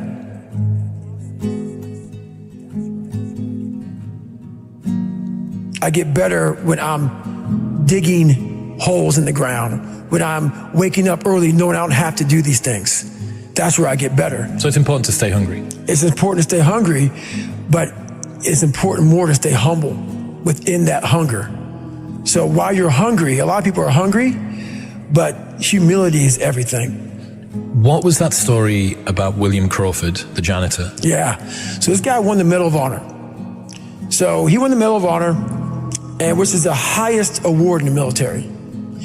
And this guy went to the Air Force Academy, and he was a janitor. And no one knew who the this man was. He had the highest award in all the military for heroics. For heroics, saving lives, putting his life on the line, could have been killed. And he is now basically, cleaning shitters for young kids. And we can all imagine how that probably went. There's probably some, little bit of taunting here and there. And he just sat there and cleaned the shitter. So that's why he's in my trained humility part, because for this man to be at the level he was and have that kind of humility to go, I'm a Medal of Honor winner, but I'm gonna put that in my closet, and I'm gonna pick up my broom and dustpan, and I'm gonna pick up, this rag and clean this for these young men. That right there is amazing for me, man. That's where you grow. That's growth, huge growth. And also it shows that he was doing his job. He was a servant. He didn't look at himself any better than anybody else. The second you do that, you totally lost. You cannot look at yourself like people, with me even, I always look at people. I know where you are. I know where, because I've been there. That's why I help so many people out. I've never been above you. I've always pretty much been beneath you, and that's where my knowledge came from. So I know how to reach those people who are in the dungeon, because I've been there so many times. You have to be your best self when you're least motivated. And that's the tricky part about all that. Motivation is just a word. You have to have these different things in your mind on where you want to go, and know that motivation is not going to get me there, because I'm not going to always be motivated. Jocko said the exact same thing. He said that discipline eats motivation for breakfast. And discipline is good too, but without a clear headspace, there's no discipline. What do you mean? So let's say we have a circuit breaker, okay? And I'm loading everything up to one fucking circuit. Just load it up. It's gonna fucking blow. And once that thing blows, man, the circuit's all fucked up. You gotta have each thing plugged into the right spot, like a fucking crowded garage. You can't put anything in it. Once your brain is crowded, discipline is great. Motivation is great. But if you can't fit shit in your brain because it's all fucking cluttered with shit, there's no discipline. You may have it sometimes when it fits in that crowded garage of your mind, but you don't have the consistency that you need to have with that discipline. I call it mental zones. Is you're organizing your mind so you can put that discipline. So a lot of people talk about discipline. Okay, great. Why do you fall off the wagon? Why can't I continue with this routine? Going to the gym, being better, waking up early, eating the right foods. It's because maybe it's your kids, maybe it's your wife, maybe it's your job, and it's all just stuffed in your fucking brain. You don't have it compartmentalized and organized in these nice shelves. A lot of people whose brain, hey, where's my demos? Let me look. They're fucking throwing shit, they're looking through totes, they're all fucked up. So where am I gonna put discipline in that mind if I can't find other shit? You gotta be able to find all these different things in your mind. Oh, I can put discipline right there. If your life is not organized, and your life being everything around you, because it takes one little piece of an outside interference to clutter your whole mind. Your mind has to always be clear. That's why I meditate 2 hours every single night, because I refresh, I reorganize the garage, which is my mind, every night. So then discipline's in there, organization, everything is in this right spot. I'm waking up and I'm giving myself all this armor. So when I come out in the world, I'm ready. I'm not waking up late. I'm not rushing around. I'm not disorganized. So when I wake up, I'm ready to go. Why is the truth so important? You have to have the truth to have a starting point.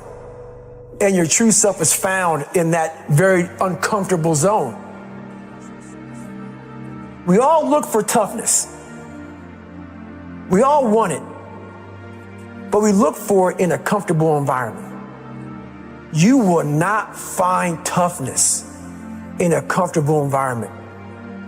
Those of you who are listening to this, you will not find it.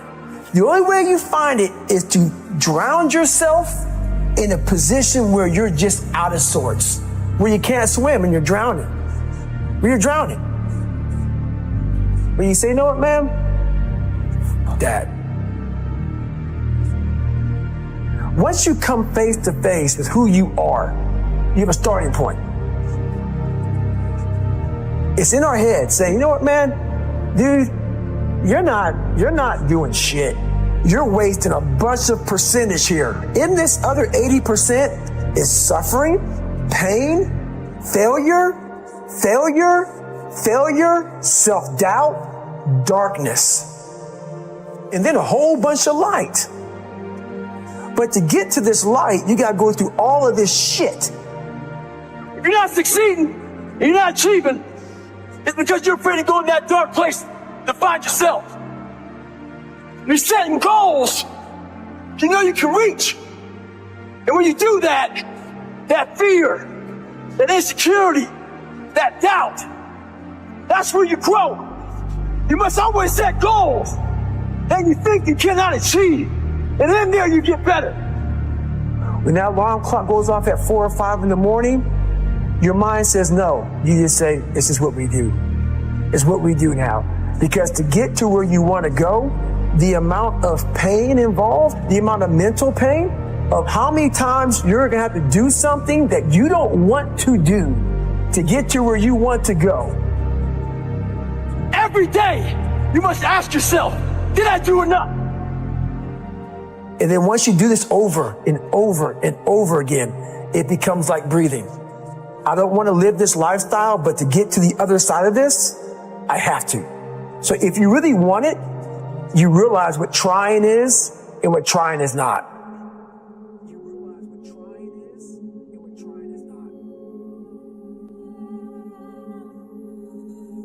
Your brain is the most powerful weapon in the world.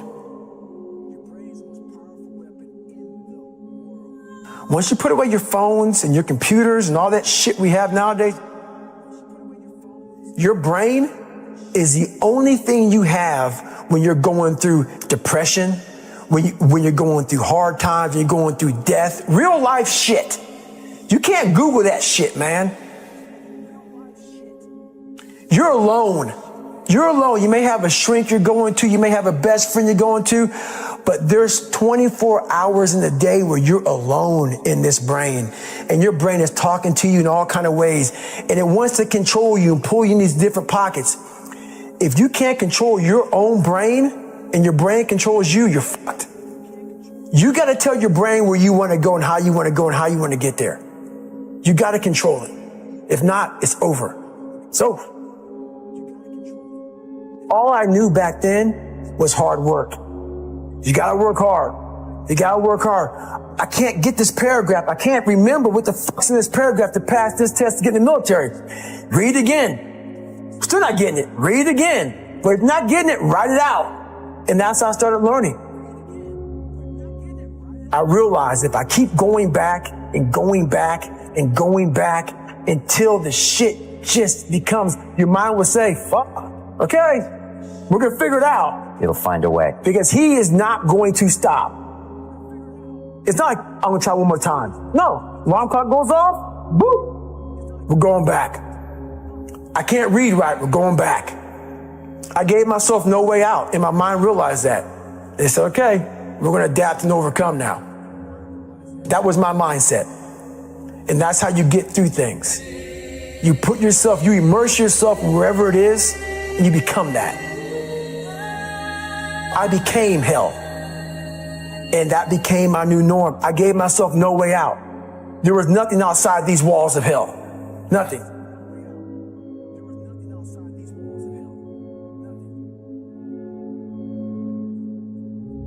I watched this segment on TV about these guys going through Navy SEAL training. And I couldn't even, I wasn't a great swimmer. I was afraid of the water, all this crap, man. I saw these guys just quitting. But at the very end, it says 22 guys. This commanding officer's up there, and he gives this great speech. So I started visualizing me being the 23rd guy, sitting there with these guys. I said, man, if I could feel that, that would change my life. And what was that feeling you wanted so bad? Respect? Accomplishment? No, victory. I wanted to win. Not like beat somebody else. It wasn't about that. I just wanted to go the distance. Everything in my life, when something got hard, I quit. I had to work harder than you, so I quit. Like, man, if I could just go that distance, that extra mile, to just go, just to finish. I want to finish. I want to feel victory. And victory for me wasn't winning, it was just finishing. So I said, you know what? If I could feel like these guys feel, it would change my life. And literally, I started feeling victory just by putting myself in the battle. I started realizing, man, just by going to war with myself every day and putting these challenges and these goals and these obstacles, these insurmountable obstacles, now we can move from there. If you look at it as, man, I'm broken and I'm still here. And I'm fighting, and I'm gonna find a way to get through this because I have no other place to go. It gives you a lot of power. And no one really finds themselves without going through trials, tribulations, suffering, accountability. And accountability is suffering. Being accountable every fucking day for doing right for yourself, for the people next to you, it's miserable. The more I do this, the more I gain confidence. And then the more I gain confidence, the more I realize, fuck these Navy SEALs, man. These guys can't do what I'm doing right now. I had no coach, had no trainer, had no money. I didn't know how to lose weight. I had no knowledge of what I was doing. I was just working. I was just sacrificing. But I would have never found these tools if I didn't put myself in a very uncomfortable place. And your true self is found in that very uncomfortable zone. That's where he came from. He came from all these fucked up obstacles, and now he's there. So everybody goes, how do you do that? You know exactly how to do that.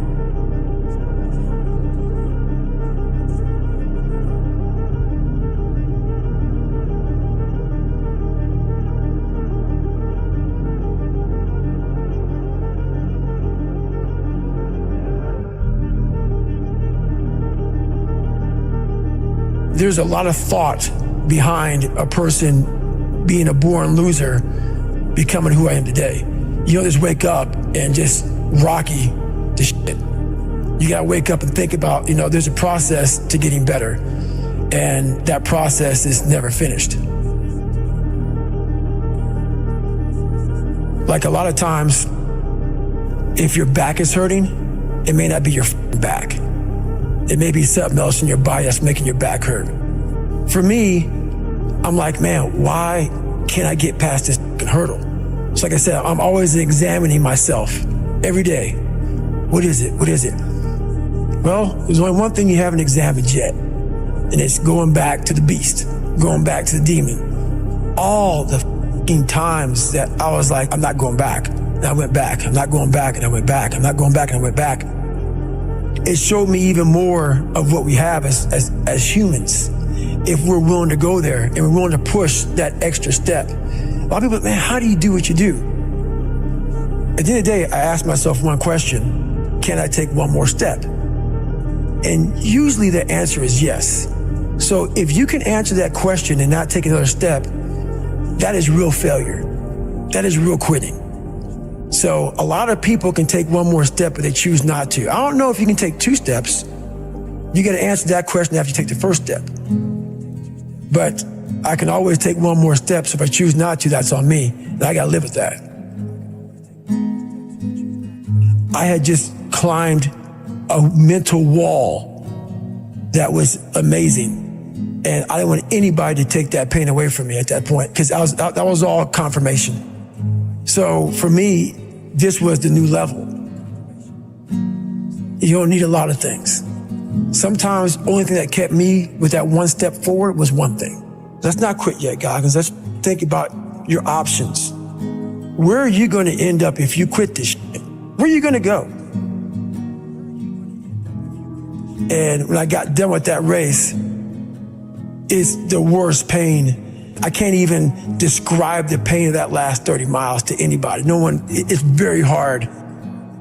So when it ended and I'm laying there in the worst pain of my entire life, I'm shaking, I'm jacked up, and all I could think about was, I can't believe what I had just done. To me, it was humanly impossible to even think about going 30 more miles in that shape. And once you do it, what came over me when that shower hit me and the reality hit that I just went 101 miles. And that last 31 miles was something that I can't even describe to people. And what's amazing about the human mind is that it becomes your new norm. Like, to think that I can run 200 miles, 240 miles, and that becomes like running 50. I never thought that was possible. This is why I'm always pushing that limit, because I know that within pushing these limits, there's always more. Did that set the tone or the rhythm for what you wanted to try and achieve and feel again? Each time you're pushing further? I never wanted to feel it again. I never wanted to feel it again.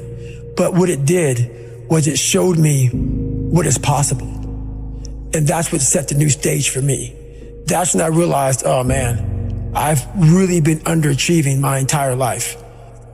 But it taught me what is possible. It taught me that, okay, I got it, check. I'm about action, and action means less talking and more doing. So that's where I've been. It only takes 1 second for you to lose the whole thing. So the 1 second decision is just that. You're in a situation where life is sucking. Let's say you're in extreme cold water and your life is flashing before your eyes. Every time that wave goes over your head, your thought process is, I gotta get the fuck out of this water. And you're in Hell Week. And you're hour 1 of 130 fucking hours. It's cold, I can't be cold this long. And then this is where that 1 second decision comes in. You forgot every reason why you wanted to be there. You don't care about SEALs. You don't care about any of this. You don't care about fighting for your country. All you want to do is go back home. You want the warmth. You may want something to eat. All those things of comfort are there in that 1 second. And this is where people lose. So what I do in that 1 second, because we all think about quitting when it's hard. But what you have to do in that 1 second is hard to process information during pain. Because that pain takes over and you can't think rationally. You're thinking about fight or flight, save yourself. That's not a rational thought. It's not a thought that's gonna get you through hard times. Most people fail that 1 second. So what happens, what I do, I start thinking logically. I calm my brain down because your brain just wants to get the fuck out. It's about gaining control of your mind, putting things back in the proper perspective, and then saying, I really do want to be here, and I'm going to have a bunch of these 1 seconds, and I have to learn to control these, because if I fail one of these 1 seconds, I will not be a SEAL.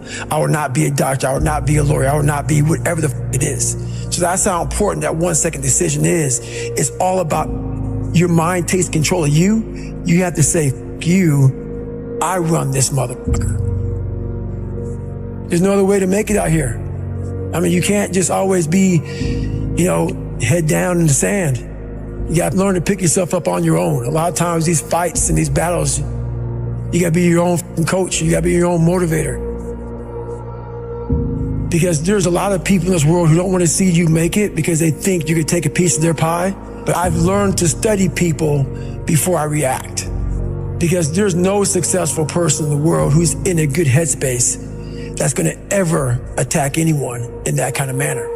There's always going to be something wrong with them. So you got to always dive a little deeper before you get your feelings hurt. Take time. Take that 1 second to pull back and study them. Because most people who are in good places, they don't care about what you're doing.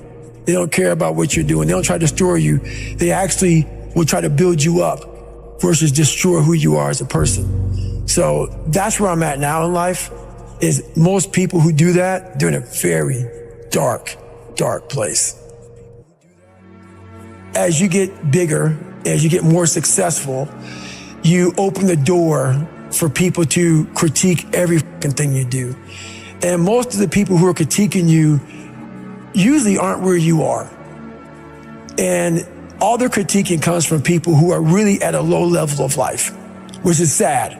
But what we do, people who are on the upper level, hearing the haters at the lower level, like I said, you'll never meet a hater doing better than you. True statement. So I started making these mixtapes with all of these hate messages about people talking shit. And it became such a source of fuel that it was amazing, because I know why you hate me. You hate me because you're probably in the bed right now. You're probably an underachiever. You're probably somebody who doesn't want to do anything with your life. So I make you question everything about yourself. So I'm going to continue making you question yourself by coming out here and being even more successful. So what happens is there's days where I'm like, you know what? I really don't want to do this today. And I'm like, oh, hang on. So I listen to that while I run. I sometimes play it in the house. It's half comical, it's half inspiring. I'm actually inspired by it. Because I know I'm gonna get hit in the mouth. There's an art to getting hit in the mouth. And that is why these things are important. You have to wake up and you have to give yourself belief. You have to give yourself confidence. So it starts with that run. Belief is like, there's an after school special belief where the mom says, believe in yourself, and that's all great, but there's also a built belief. How I build belief is through the daunting tasks I put myself through. So that's proof positive that I can. You don't become confident by shouting affirmations in the mirror, but by having a stack of undeniable proof that you are who you say you are. Outwork your self-doubt. Yes, because a lot of people, it's like when you wake up in the morning, pound your chest, look at yourself in the mirror and do all this fucking bullshit. I hope it works. What works for me is that everyday resume. The things I know I've accomplished, the things I know I've done, real hard work, the real calluses on my mind, the real calluses on my hands. That's it. You must build belief. You must build confidence and say, I can knock that shit out.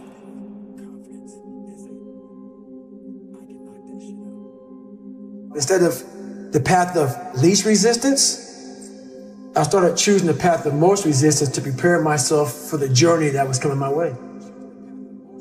And you realize through hard work, you can outwork anybody. No matter how badass they are. It starts with yourself, man. You got to start diving into those things that you are afraid of. You don't gain confidence by going to the spot that makes you feel good. It could be a false reality. And the second life gives you that challenge, all you want to do is go back to what gave you confidence. Is that happy spot? No. What gave me confidence was spending years at a kitchen table trying to learn how to read and write on my own. Realizing I can't learn the way you learn. I can't. But I can learn. What gives you confidence, not being afraid, is overcoming the fear. That's what gives me confidence, is facing these things, overcoming them. And maybe not overcoming them every day, but facing them and facing them and facing them. Pretty soon like this, you know what, man, this is where it's at. It's not in that comfort zone. It's in the discomfort zone is where my confidence is getting built. Mm-hmm. That's where it's getting built.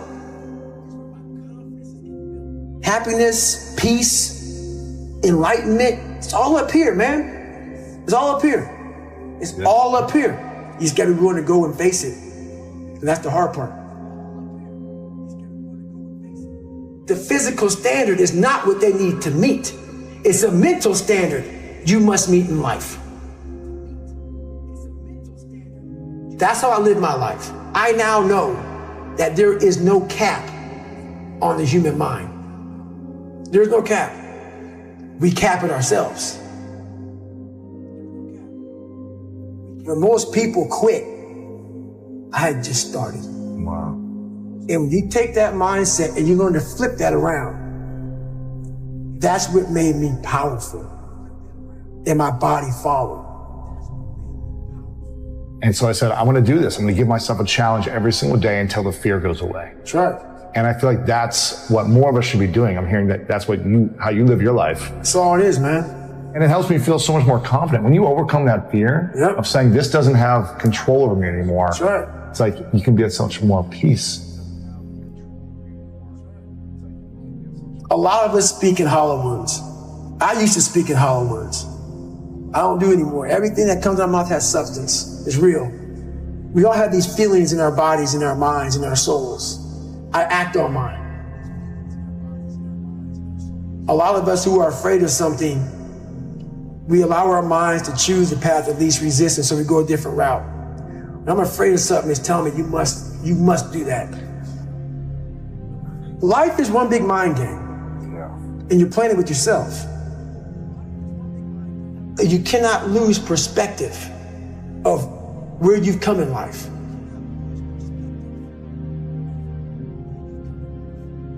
I'm trying to give people a different thought process of life, where failure, hell, disappointment, discomfort is a great learning tool.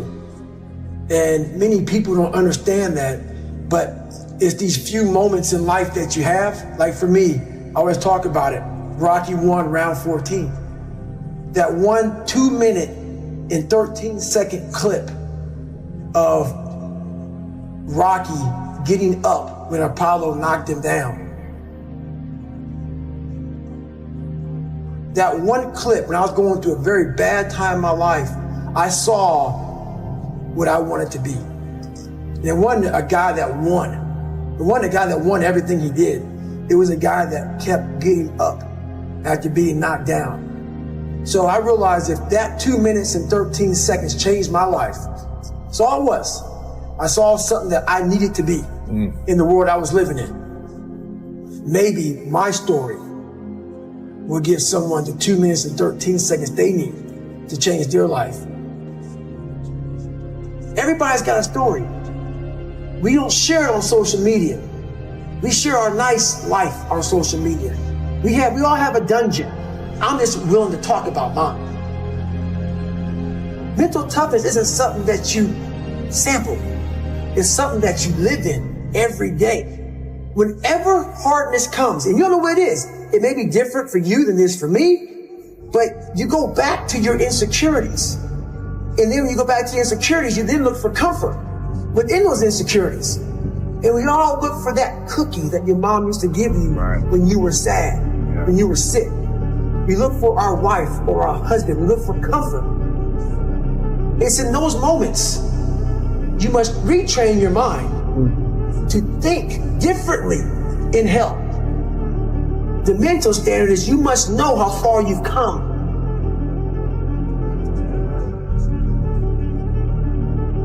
I walk in a room now and I know the hours and years and decades I put into David Goggins. That's something, it's not on the wall. It's not a trophy on the wall. It's not a medal on your neck. I don't care how you perceive David Goggins, because through my journey, I figured out the one piece I was missing. I thought it was cars. I thought it was women. I thought it was money. I thought it was everything. The one piece I was missing was me having the courage to face myself. Where I got my work ethic from was the hours I had to spend learning this. When you sit down and you're not smart, and you have a disability, and you still want to be at the top of your class, I didn't want to just get by. When I realized that I can learn through hard work, and I can beat the valedictorian in school, but I got put in 10 hours more a day than he does. You know what kind of strength comes from that? When you're sitting down, that guy that valedictorian studied for an hour, and you know I caught you. I have the work ethic to catch you. That's where David Goggins got really invented. Was at a kitchen table with 20 spiral notebooks that were empty, and then they were full. And when you can go through that, I still have them in my storage unit. You go through these spiral notebooks of your life, and you realize this is how I learned. This is unbelievable. It wasn't until I got real sick and my life got real quiet. I went from running 205 miles in 39 hours to I couldn't get out of bed. My life was taken from me. And that's when I realized I hadn't taken time to think about what I'd done in my life. I'd done all these things, but there was no finish line. I finished a race of life, and I wouldn't even receive my medal. I go on. I get in the car and I go. When I started figuring out life, that I was leaving so much in the tank. Once I realized, my God, man, I was this dumb, fat kid being bullied, and now I'm a 180-pound person, lost 106 pounds in less than 3 months. Learn to read, learn to do this, learn to do that. I was like, I need more. I was fueling my mind with everything. And I never took time to say, my God, you came from this hell, and you're here. I had come 8,000 miles from where I started. But if you never know that, you're still in the $7 a month place. So it's that quiet place. It's that place by yourself. It's those hours and years and decades by yourself in the grip of life. When life has you by the throat and choking you out, and you're sitting there calm because you're trying to figure it out. You're not panicking. You're not quitting. You're not throwing in the towel. You're saying there's a way around this. And when you figure it out, when life has you gripped in a vice, and you can figure that out, that's when you overcome. That's when you overcome. The journey getting there was harder than going through it. Yeah. You know? So that's the whole thing about life, man. It's that journey that makes you who you are. We live in a world now that's so kind. We find the kind way around everything. Like, if you don't look good, I have to find a kind way of saying, I don't like your shirt. Right. That's not the approach. If that's the approach you're looking for, that book is not for you. Can't Hurt Me is not for you. The approach you have to take, at least I took, you take whatever approach you want. The conversation had to be a real, honest conversation in the accountability mirror of, guess what? I was fat. Don't find a kind word to say that, you know what? I've gained some weight. No, you're fat. When I couldn't read, not like, hey, you know, you have a learning disability. No, I cannot read. I have a 4th grade reading level. I'm struggling. And sometimes I call myself stupid. Not in a way to put myself down. So don't take it like, my God, those are so hurtful. Yeah, they're hurtful. Dishonest. The conversation has to become an honest conversation of where you're at mentally. Where am I at mentally? I look like I feel like I'm falling behind in school. I'm lazy. My house is a mess. You have to look at what it is and call it what it is. Don't find words to make yourself feel better, because so we hang around people that make us feel better, that tell us what we want to hear, not what we need to hear. And so we stay away from those people. And we stay away from those people, like our internal dialogue becomes that kind, it's okay. It's not okay. So that's where it starts. It starts with that accountability of, it's not okay anymore. This can no longer be okay. And calling yourself out for exactly what you are and exactly how you need to fix it. If you walk into any kind of event, whether it be physical or mental, if you walk in with already putting that block on your mind of, man, this ain't gonna happen. People go, how did you run 135 miles to death valley? How did you run 100 miles with no training? Because I went into it not thinking, I can't do this, man. I went into it with a strategy. I had an open-mindedness. So until your mind is open to the possibilities that I can do this, you would never be able to do it. Once the mind starts to believe it can be achieved, it then, only then, does it start to break down tactically how we can do this. Until then, you're gonna always lose. I came home one night from work spraying for cockroaches. And long story short, I turned on the Discovery Channel. I saw some guys going through Navy SEAL training. And they were going through Hell Week and they were getting their ass just beat. You know, in and out of the water, guys ringing the bell. They were suffering. And I was weighing like 297 pounds. And I had to make a change in my life. You know, I was at an all-time low and I wasn't going anywhere. And I was exactly what everybody said I was gonna be, which was nothing. So I had to make a change. What was it about seeing suffering? That's really interesting, and I actually get it, but I want to hear you explain it. Why suffering was the thing that triggered that thought? Well, for me, growing up, I came from a horrible background. I got called nigger every day of my life growing up, lived in a small town.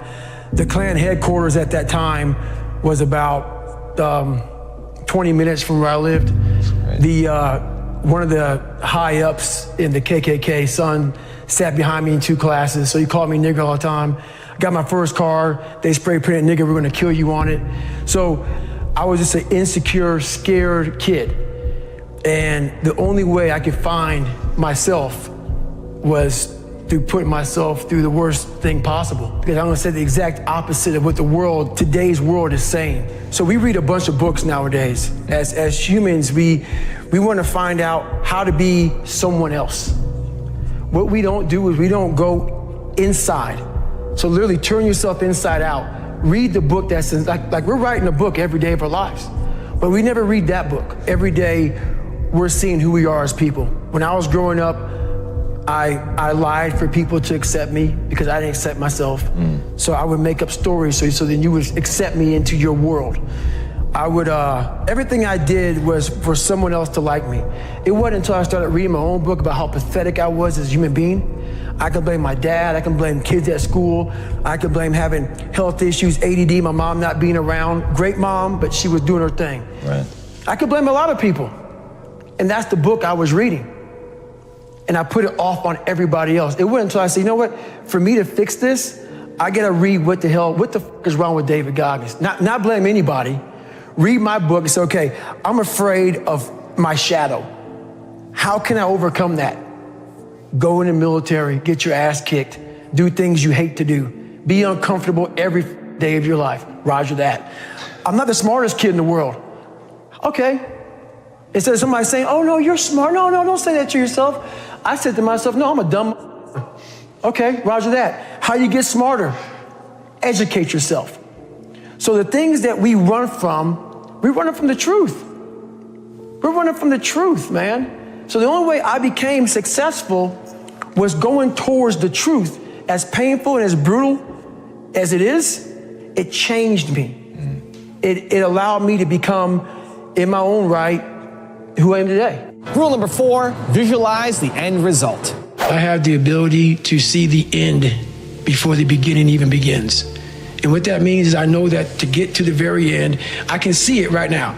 So before I went to Buds and I was losing all the weight and shit, I saw myself walking across the stage at 191 pounds, because that's what I had to get to get into the door. I saw myself 6 months, a year later, whatever's gonna take me to do it, I saw myself walking across that stage, getting that certificate of graduation from Buds. And I was able to be there at 300 pounds.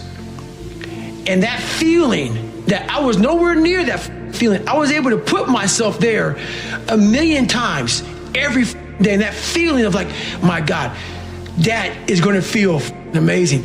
That's what made me suffer. That's what allowed the pain to be real and say, this is worth it. I want to feel for this next 18 months. It took me 18 months to finally become a Navy SEAL, to finally, just get through Buds. 18 months, it's 6 months. It took me 18. That's what woke me up every morning was, I'm gonna put myself through this much pain and suffering for a few seconds. That's all it is. A few seconds of joy. And it's so worth it, man. That's what people don't get. So I'm able to put myself at the finish line, even though I have no finish line, but at the finish line of an event before I even start to say, how are you gonna feel at the end of this? Visualizing is my biggest tool of life. That's why I've been able to put myself in cold water, put myself in a 100-mile race millions of times before I've done it. And I'm able to go through the race and see how I'm gonna feel at mile 50. Almost to the exact feeling. Right, so when it comes up, it's no surprise. It's no surprise. I've already done this 1,000,000 times. I prioritize trying to win the battle in the morning. So I always win the battle in the morning. So I get up in the morning time, every morning I go for a run. That's the first thing I do every morning. Haven't taken a day off of running since December 2016. Every day, up in the morning. So I also stretch out every day for about 2 to 3 hours. Every day. I've missed 2 days in about 5.5, 6 years. So that's just my routine. And about 4 days a week, I'm in the gym hitting the weights. Because you can't just be a runner. So this is every single day. The monotony of my life But this is what builds discipline. You know, and not everybody, I'm not telling everybody to do this, but this is my lifestyle. This is how I build self-discipline. Time, why? Well, I hate to say it, the best way for me to get how I feel across, I can't sit here and say, you know what, yeah, I went through Hell Week and man, it was really hard. No, that takes your damn soul, rips it inside out, and then they say, now we're going to start. It allows me to express where I was at a point of my life. If I don't give you all of me, why the hell am I here? Why, how will you learn from me? People take so much offense to me. You will never learn from people if we always tap dance around the truth. Oh God, I love that. We tap dance around the truth by finding the right words so I don't hurt you because you have thin skin. No, tighten up, people. It's okay, trust me, it's okay. You might be called nigger one day, it's okay. You might be called some Jewish word or some faggot or gay word, it's okay. Let them call you that. What are you going to do now? They don't own your life. How are you going to control that now? How are you going to flip it upside down and say, Roger that, now I'm going to harness this and you'll read about me years from now? How? That's the question. How are you going to do that? Thicken your skin. Become more of a human being. Don't be afraid of the reflection in the mirror, because that's all you can be afraid of. Once you overcome the reflection in the mirror, you've done it. You are pretty good about celebrating the victories along the way and celebrating yourself. I talk about it with my fiance every single day. I talked about it with her 2 hours today. I said, we are grinding so hard that we are losing the vantage point of what we have accomplished today. We got podcast, interview, flying, do this, do that. I'm like, stop. It's just me and you and this mom and pop thing that we're doing. Look at where this book is at right now. It's crazy. Look how many people we're touching. Shut up and just think for a second. Let's stop.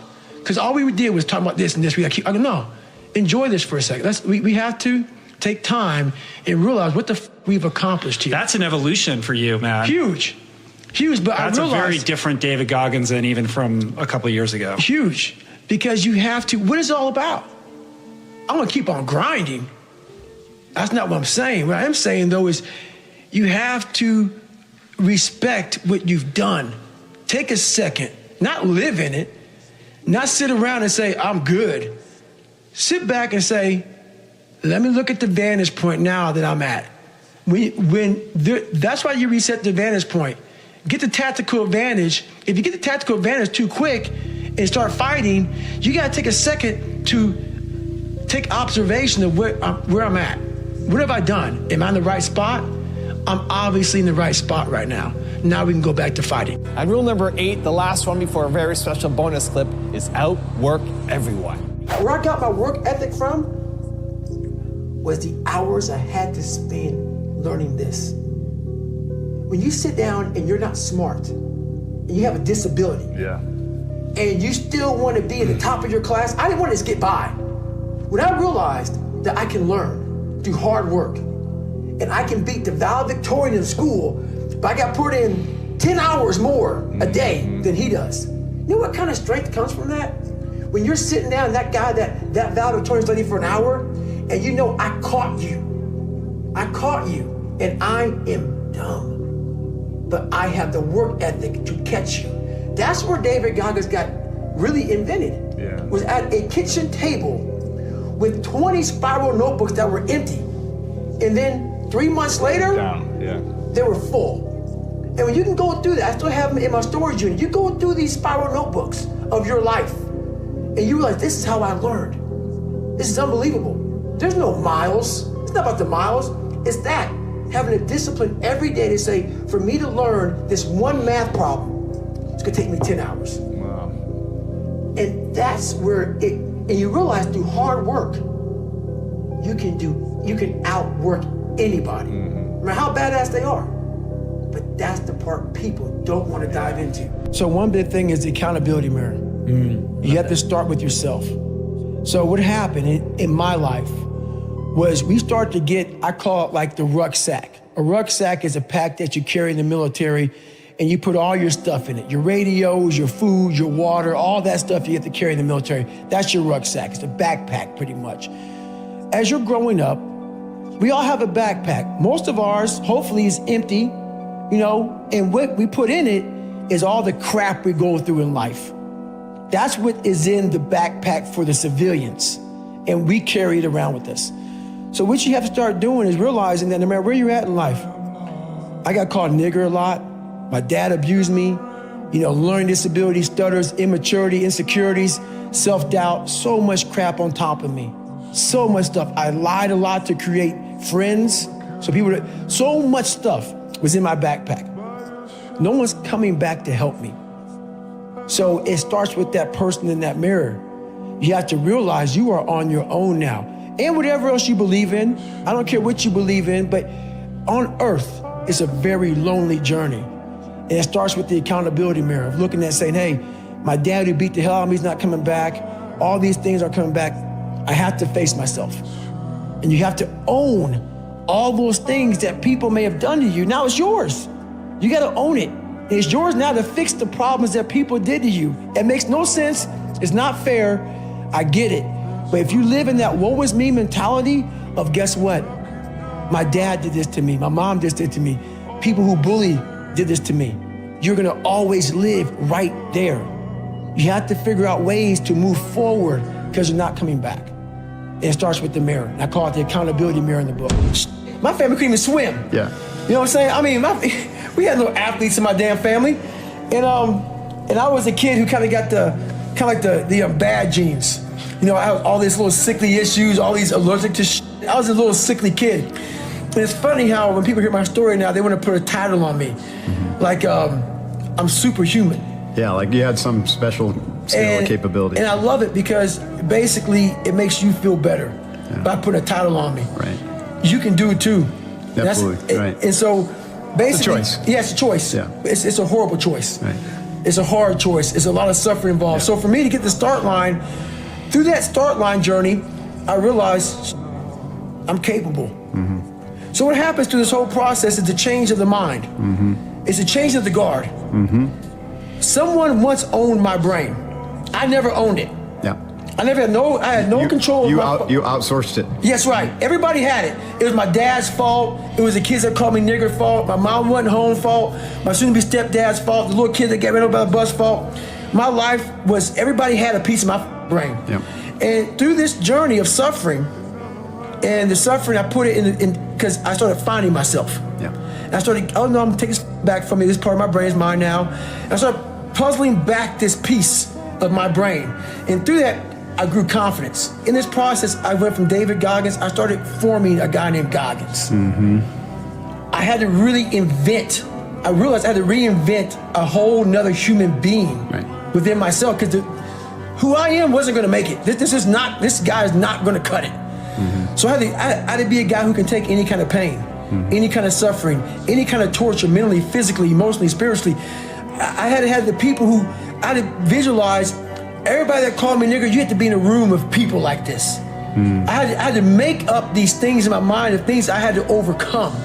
And I started callousing my mind through a process, and it basically started with working out. Mm-hmm. It started with working out. It started with doing, like, if it started raining outside, for instance, my mind would say, F that, man, I don't want to go run. Mm-hmm. If it was 3 o'clock in the morning, it started raining outside, my mind said, you gotta go get up and go run. You have to, because I was fighting this other person. So you essentially tried to do everything you didn't want to do. That's all it was, period, dot. Everything I didn't want to do is what got me to where I'm at today. Interesting. Every single thing. So where we find comfort, that's where I started getting scared. Yeah. When I started saying, oh, it's raining, I'm not going out there. No, you cannot say that. You cannot do that.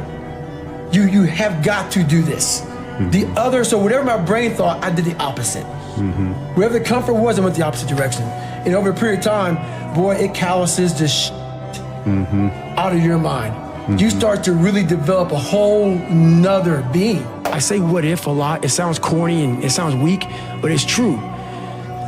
One of the recruiters said there's not many black Navy SEALs. Matter of fact, I was the 36th African-American SEAL in history. It's in over 7 years. Because the water, you know, I mean, people get mad at me. It's true, just get over it. And so I was like, man, what story would it be if my fat, dumb, lying to be friends with people, insecure ass can overcome this? And that what if mentality, like that dreamer mentality, just would always fuel me. It would just fuel me, man. What if I can be a SEAL, man? What if I can go from running a quarter of a mile, now I run 205 miles. What if I can go? What if I can go? And what if, how would that feel if I'm graduating? Because I'll never forget at that graduation thing I was talking about, 224, like the video I sat down and watched. This commanding officer stood up and he said to the graduation guys who are graduating buds, like 18 of them, he said, we live in a society where mediocrity is often rewarded. And he went on to say something about these men detest mediocrity. And I wanted to be a man that detests mediocrity. My biggest advice to give everybody in the world is, like I say, we live in an external world. Everything is you got to see it, touch it, it's external. If you can, for the rest of your life, live inside of yourself, stop listening to people who are calling you fat, gay, transsexual, nigger. Everything that is makes no sense. All these insecure people putting their insecurities on you, you got to flush it out. You got to just be whoever the hell God or whoever the hell you believe in. If you believe in nothing but yourself, I don't care what it is.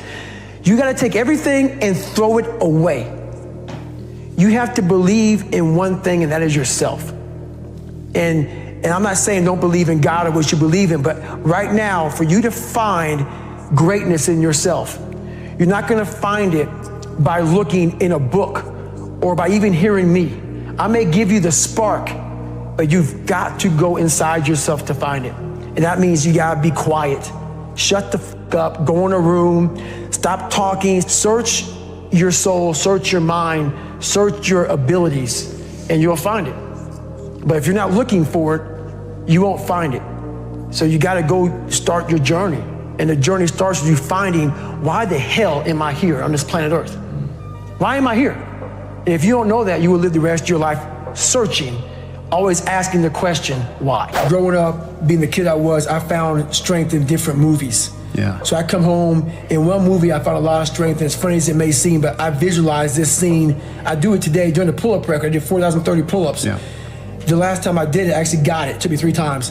I played one song for 17 hours, pretty much. And it's from this movie, Rocky 1, round 14. I related to the person in the movie, but just the one scene when Apollo's beating the shit out of Rocky. He falls in the corner, and everybody, and Rocky, and Apollo turns around, arms up, happy as shit. I got this guy. He turns around not knowing that Rocky's trying to get up off the canvas. Right. Mickey's his trainer saying, stay down. Right. Everybody's saying, you did good. You did good. You went 14 rounds with the champ. Rocky didn't hear shit.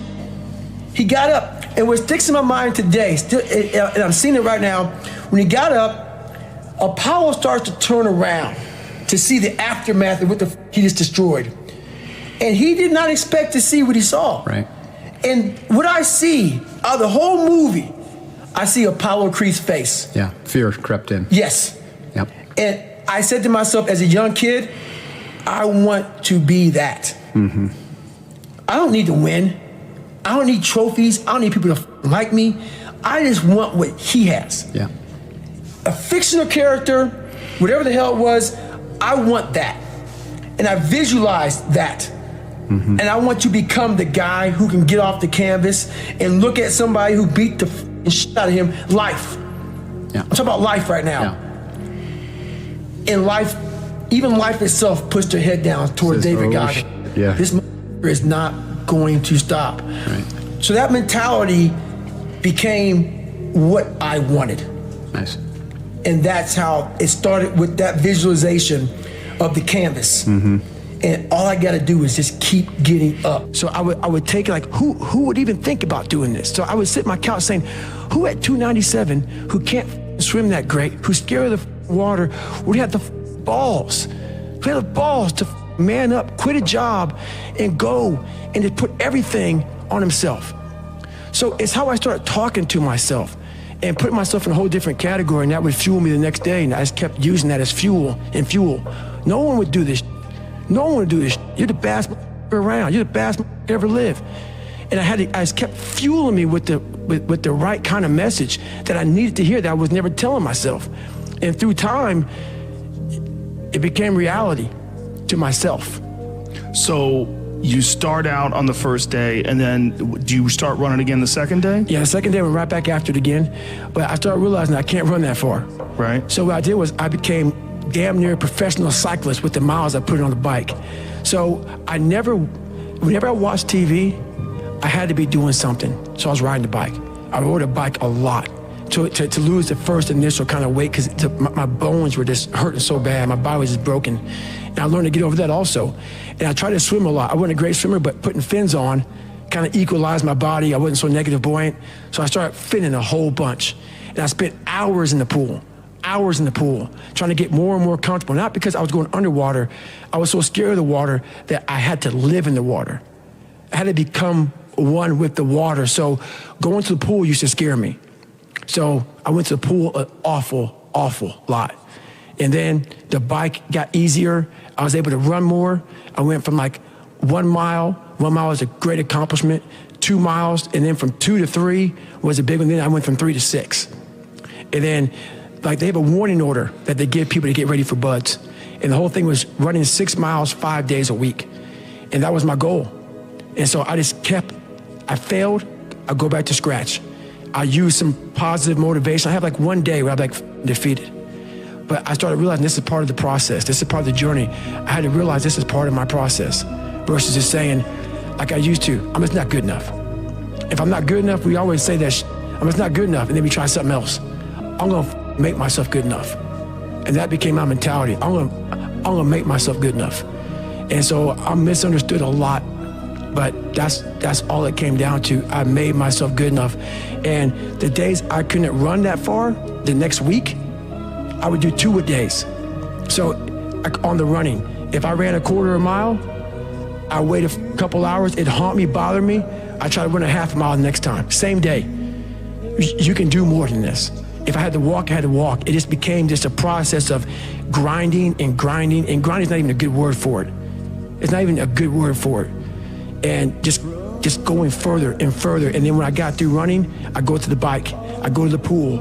If I got tired somewhere, my legs were tired, I go to the gym. And I developed this crazy workout where I was doing volume, like 200-300 reps of like very lightweight. People always say, how come you don't have any like loose skin? My workout routine in the gym became sick. It became sick. I was just doing 200-300 reps, 400 reps on like chest, just like for one simple exercise, the bench press. And I rack it, get back on it, just rep it out, trying to burn as many calories as I can, build that muscle mass. And I just became obsessed with it. You once said that if you were growing up in this generation that you would have a field day because you would take their souls. What did you mean by that? The younger generation quits, not everybody. So I gotta put that, people get their butt hurt. So not everybody. Most of this generation quits the second they get talked to. You did this wrong, or they get yelled at. It's so easy to be great nowadays because everybody else most people are weak. This is a softened generation. So if you have any mental toughness, any ability, if you have any fraction of self-discipline, the ability to not want to do it but still do it. People have a hard thing to understand. I hate to run. And what makes me so crazy, it doesn't anymore, is people go, well, why do you run if you hate it? What are you talking about? I don't want to take showers and eat either. I hate that too. That's life, man. It wasn't until I changed that mentality that I became somebody. I hated going to school, so guess what? I was dumb as shit. That's what 1 + 1 is 2. But if you can get through to doing things that you hate to do, on the other side is greatness. That's what people understand. By me running, I am callous in my mind. I'm not training for a race. I'm training for life. I'm training for the time when I get that 2 o'clock in the morning call that my mom is dead or something happens tragic in life. I don't fall apart.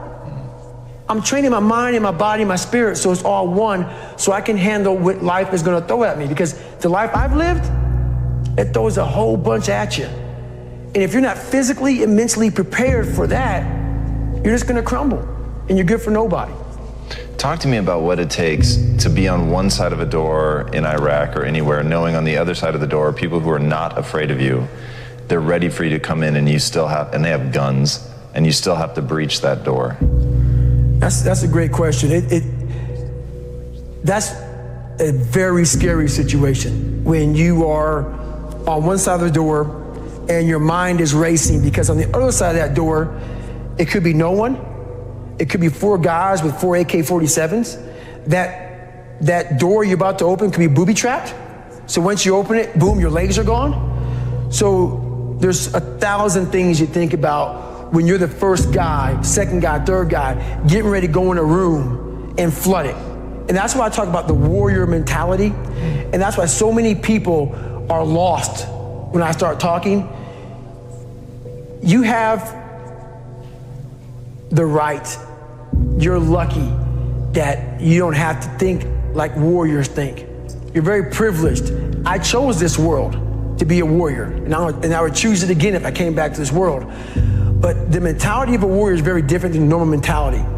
You must be that person on that door, get ready to open it, thinking to yourself, if I die, so be it. The only way you can go in that door is knowing there's a great chance you're gonna die. Like being a SEAL, you train with live ammo. You jump out of an airplane, everything you do, you could die. So to be a warrior, why people don't understand me, I'm glad you don't understand me. Merry Christmas, good on you. Because being a warrior takes a whole different mindset. A whole different mindset to know that there's a great chance I may not be in the military. Like I was in for 21 years. I'm lucky. I'm very lucky that I'm alive, able to talk to you, able to still run. But when you sign up on that dotted line to be like a SEAL, your mentality changes. I may not live. You gotta accept that. And that's the mentality you have.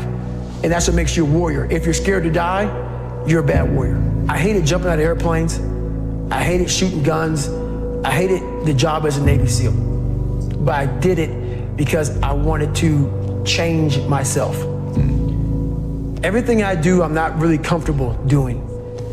But if you choose to go that route, to go be a Navy SEAL, you might as well go be the hardest in the world. Because if you're choosing to do something, you have 2 routes. You can go there and be a little weak person and get through barely, and that's your reputation. Or you can go through the hardest guy you can possibly be, and that's your reputation. So my whole thing is, if you're gonna choose to open that door in Iraq or Afghanistan, open them and go in hard. Because they're gonna remember you by slowly opening it and peeking in. So if you're gonna open it, and you made the mind to open it, don't crack it open. Open the door, go in. That's with life. If you're choosing to do something, attack it. Because they're gonna remember you as not attacking it. So I want to be remembered. You can hate me, but there's one thing you can't say about me. I didn't attack it. So that's the mentality you have. If you're gonna do something, you might as well attack it, because you can do it anyway. Right. Do you use that in civilian life? Like, do you still employ the, I'm gonna attack it, I'm gonna take their souls? Like, how does that play out in a non-combat zone? It still works for me in life as far as attacking things, because no matter what I want to, no matter what avenue I choose, I want to be the very best. And the very best may not be I'm number one. The very best is, did I leave everything inside of me out there? So attacking is not like, oh, I want to win this or win that or be the best. The best is I'm running against myself in everything I do, and that's what I attack. I attack myself. I'm always questioning myself. I'm always holding myself accountable. As a leader, the one thing I did horribly wrong, on my second platoon, I actually started developing an attitude towards people who didn't PT hard, who didn't get after it, who worked, because I took it all the way to the limit. And so I should have been a better leader by knowing, okay, you know what, not everybody wants to be David Goggins. Yeah. Not everybody wants to go run 100 miles. Not everybody, right. Everyone's got different skills. Everybody got different skill sets. Yeah. And you know, not everybody, you know, maybe they, you know, want to go to the gym, whatever. The gym is fine, but it was just a different standard. So I couldn't take away my standard for the whole of the group. Interesting. I looked at people like, F you, man. You know, you ain't trying to get hard, F you. So my mentality, I wasn't a good leader. And I look back on that now. Trust me, a lot of people could have done things differently. I'm taking accountability for what I could have done differently. Right. Good. I looked at that. So my mentality from a weak kid became super hard, like beyond hard, next level hard. And but that's what I thought I was getting myself into. As a leader, I should have stepped back and realized, hey, these are your expectations, David Goggins. Right. What are we here to accomplish? Right. It's important to lead by example. And when I say lead by example, if you're the leader, it's the loneliest job on the planet. And if you do it, you have to be up early. You have to leave late. You got to do the sucky jobs. At least that's how I look at it. You got to be the man that is always the person who's being held accountable to the highest standard, and not expecting your people to do anything that you're not going to do 20 times more than they are, even when you're the leader. And it's all about accountability for yourself in leadership roles, not about being pissed because people aren't doing what you're doing. Everybody has different skill sets. Do you ever do yoga? All the time, man. All the time. And I if I were to tell somebody one thing right now, man, that psoas muscle and getting that hip flexor opened up, because we're all stressed the f out. It's much worse than others. It changed my life. I'm one of those, I drone on too much about yoga. I'm like one of those vegans. It's like, you got to do it, man. Right. Just try it. I get annoying, like a born-again Christian or something. It's like, I'm getting that way now, man. I'm getting that way now. For anybody who does anything hard, like, you know, if you do anything like with weightlifting type shit or martial arts type shit, where it's just everything's explosion, it's lifting, it's heavy, it's push, push, push. Right. Yoga just will balance your shit out. Yeah, it will. Yeah, it will. It really will, man. And there's all these people that resist it. Like there was some article recently that was something along the lines of hot yoga is just trendy nonsense. I read that, and then even in the article, it talked about that there might be some benefits in terms of like the strengthening your arteries, and they didn't even mention heat shock proteins. There's a study going on right now. I believe it's at Harvard. Right. One of my friends was telling me about it, where they're trying to find the benefits of 90-minute hot yoga classes because they think it might mirror the observed benefits of sauna, which they already know for a fact. Has big benefits because of your body producing heat shock proteins to deal with the heat. Right. That's why I put that sauna in here, man. I go in that all the time. Well, no one can tell me it doesn't work. It's big. It's proof positive. It changed my life. It wasn't a medication or a this or a drug. It was stretching. Yeah. It was yoga, stretching, all that stuff combined changed it. So when things hit you in life that you're afraid of or you're not good at, the first thing you're going to say to yourself is, why am I here anyway? This isn't for me. The water's too cold. The sun's too hot.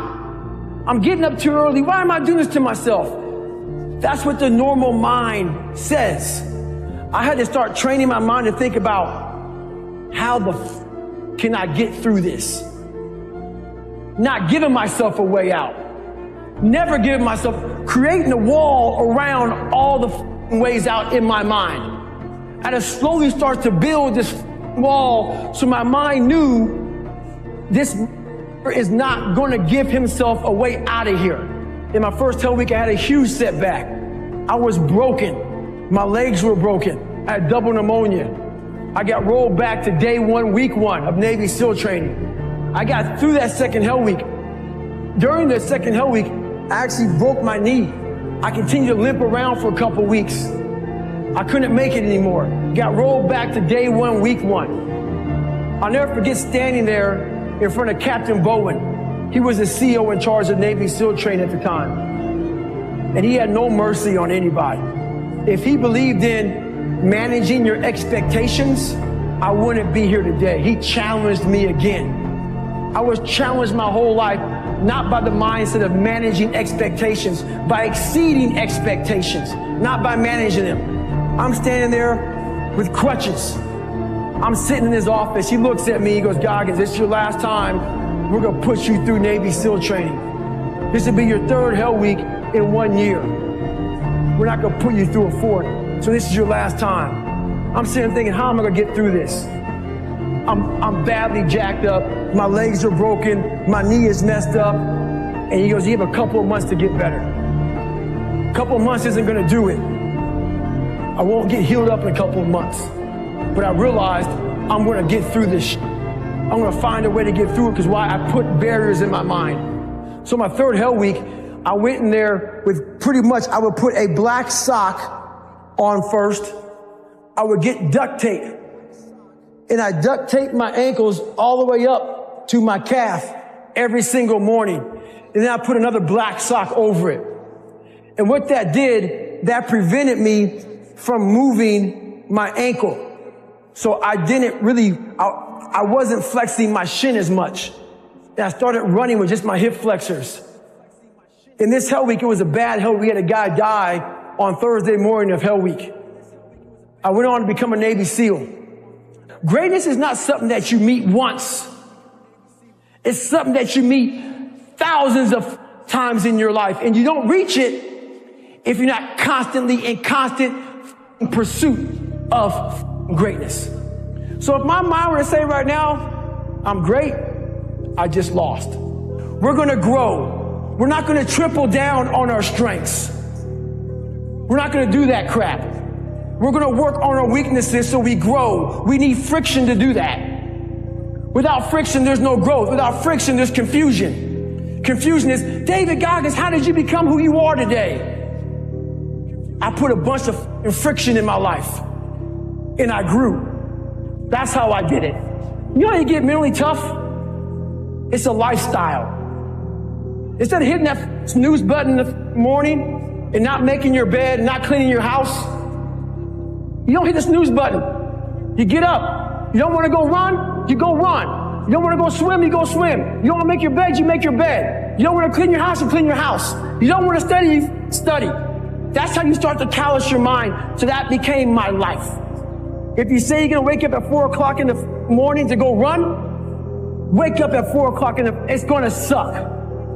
It's not going to be fun. Do something that sucks every single day of your life. That's how you grow. Embrace the suck. I was in Spanish class, obviously, opened my notebook up and said, nigger, we're gonna kill you. Had a drawing of me and actually talked to the principal because I'm in the process of writing my book right now. Mm-hmm. His name is Kurt Freeman. He goes, yeah, I talked to him 2 days ago. No kidding. He said, I remember like it was yesterday. So I left my class, just didn't tell the teacher, went right to his office and showed him it, and he said, and I wasn't a good speller at all, obviously. I copied. And they spelled nigger Niger. I didn't know how to spell nigger, you know what I'm saying? They spelled nigger Niger. So he looked at me and said, they're ignorant. And that was the best advice he can give me. Yeah. My mom was working 3 jobs. I was a latchkey kid. I was on my own. Mm-hmm. I did my own thing, man. I missed almost all of my junior year of high school, never went to school, just did my own thing. And that was a turning point when I really realized I was on my own. Mm-hmm. I mean, it just kind of hit me. Like, the best advice you can give me is just spell nigger Niger. Mm-hmm. And pretty much, I think he called my mom up and I went back to class. And I realized that life isn't fair. It's not fair. Mm-hmm. And you better figure out some tools and some ways to stop feeling sorry for yourself, because no one is coming to rescue you. No one feels sorry for you. Right. And at the end of the day, no one really cared about me. Mm-hmm. That's how I felt. Mm-hmm. That was the reality of it. Mm-hmm. Your mind is so powerful. And I didn't realize it. I went through 3 hell weeks, Ranger School, Delta Force selection, all this stuff. This incident I'm going to explain to you right now was where I realized we are only at 40% of what we are capable of. Here I am, right idea to do this race called Badwater 135. I Googled the 10 hardest races in the world. What came up? Crazy race in Death Valley. Summertime, 135 miles. I knew nothing about ultra running. I thought you would camp out, run 20 miles. Then one day, then run 20 miles again until you got 135 miles. I had no idea what I was doing. Called the race director up. He's like, hey, have you run 100 miles? I was like, what, in a week or what? What are you talking about? He's like, no, in 24 hours or less. I said, no. He goes, you got to qualify to get in this race. You have to run 100 miles in 24 hours or less. He was trying to call my bluff. I call him up on a Wednesday. He goes, hey, there's a race in San Diego on Saturday, where it's a 24-hour race where you run around, a track, a 1-mile track for 24 hours. And if you get 100 miles, I will consider you in my race. It really helps to be smart, people. And I was not smart in this situation. I said, I did the math. It's about a 14-something minute mile. I can do that. Anyway, I show up on Saturday with the blue lawn chair, Ritz Crackers Mileplex, and my ex-wife. And every mile I'm gonna see her, I'm gonna grab some Ritz Crackers and some Mileplex. I don't know what the hell I'm doing, but it's bliss. That whole ignorance is bliss thing. So I get to 70 miles pretty damn fast. I get to 70 miles in like 12, 13 hours. What do you think happens to your body when you haven't trained for that kind of mileage? A lot of bad things, but I thought I was in good shape. It was amazing. So I hadn't gone to the bathroom at all. I sit down, big mistake. I sit down in this blue lawn chair, I sit down, looking at my ex-wife, I'm seeing like 3 or 4 of her. I'm like, oh, this is not good.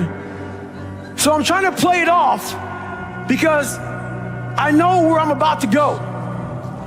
So I'm sitting there, and when you haven't gone to the bathroom, you're dehydrated, your nutrition's all jacked up.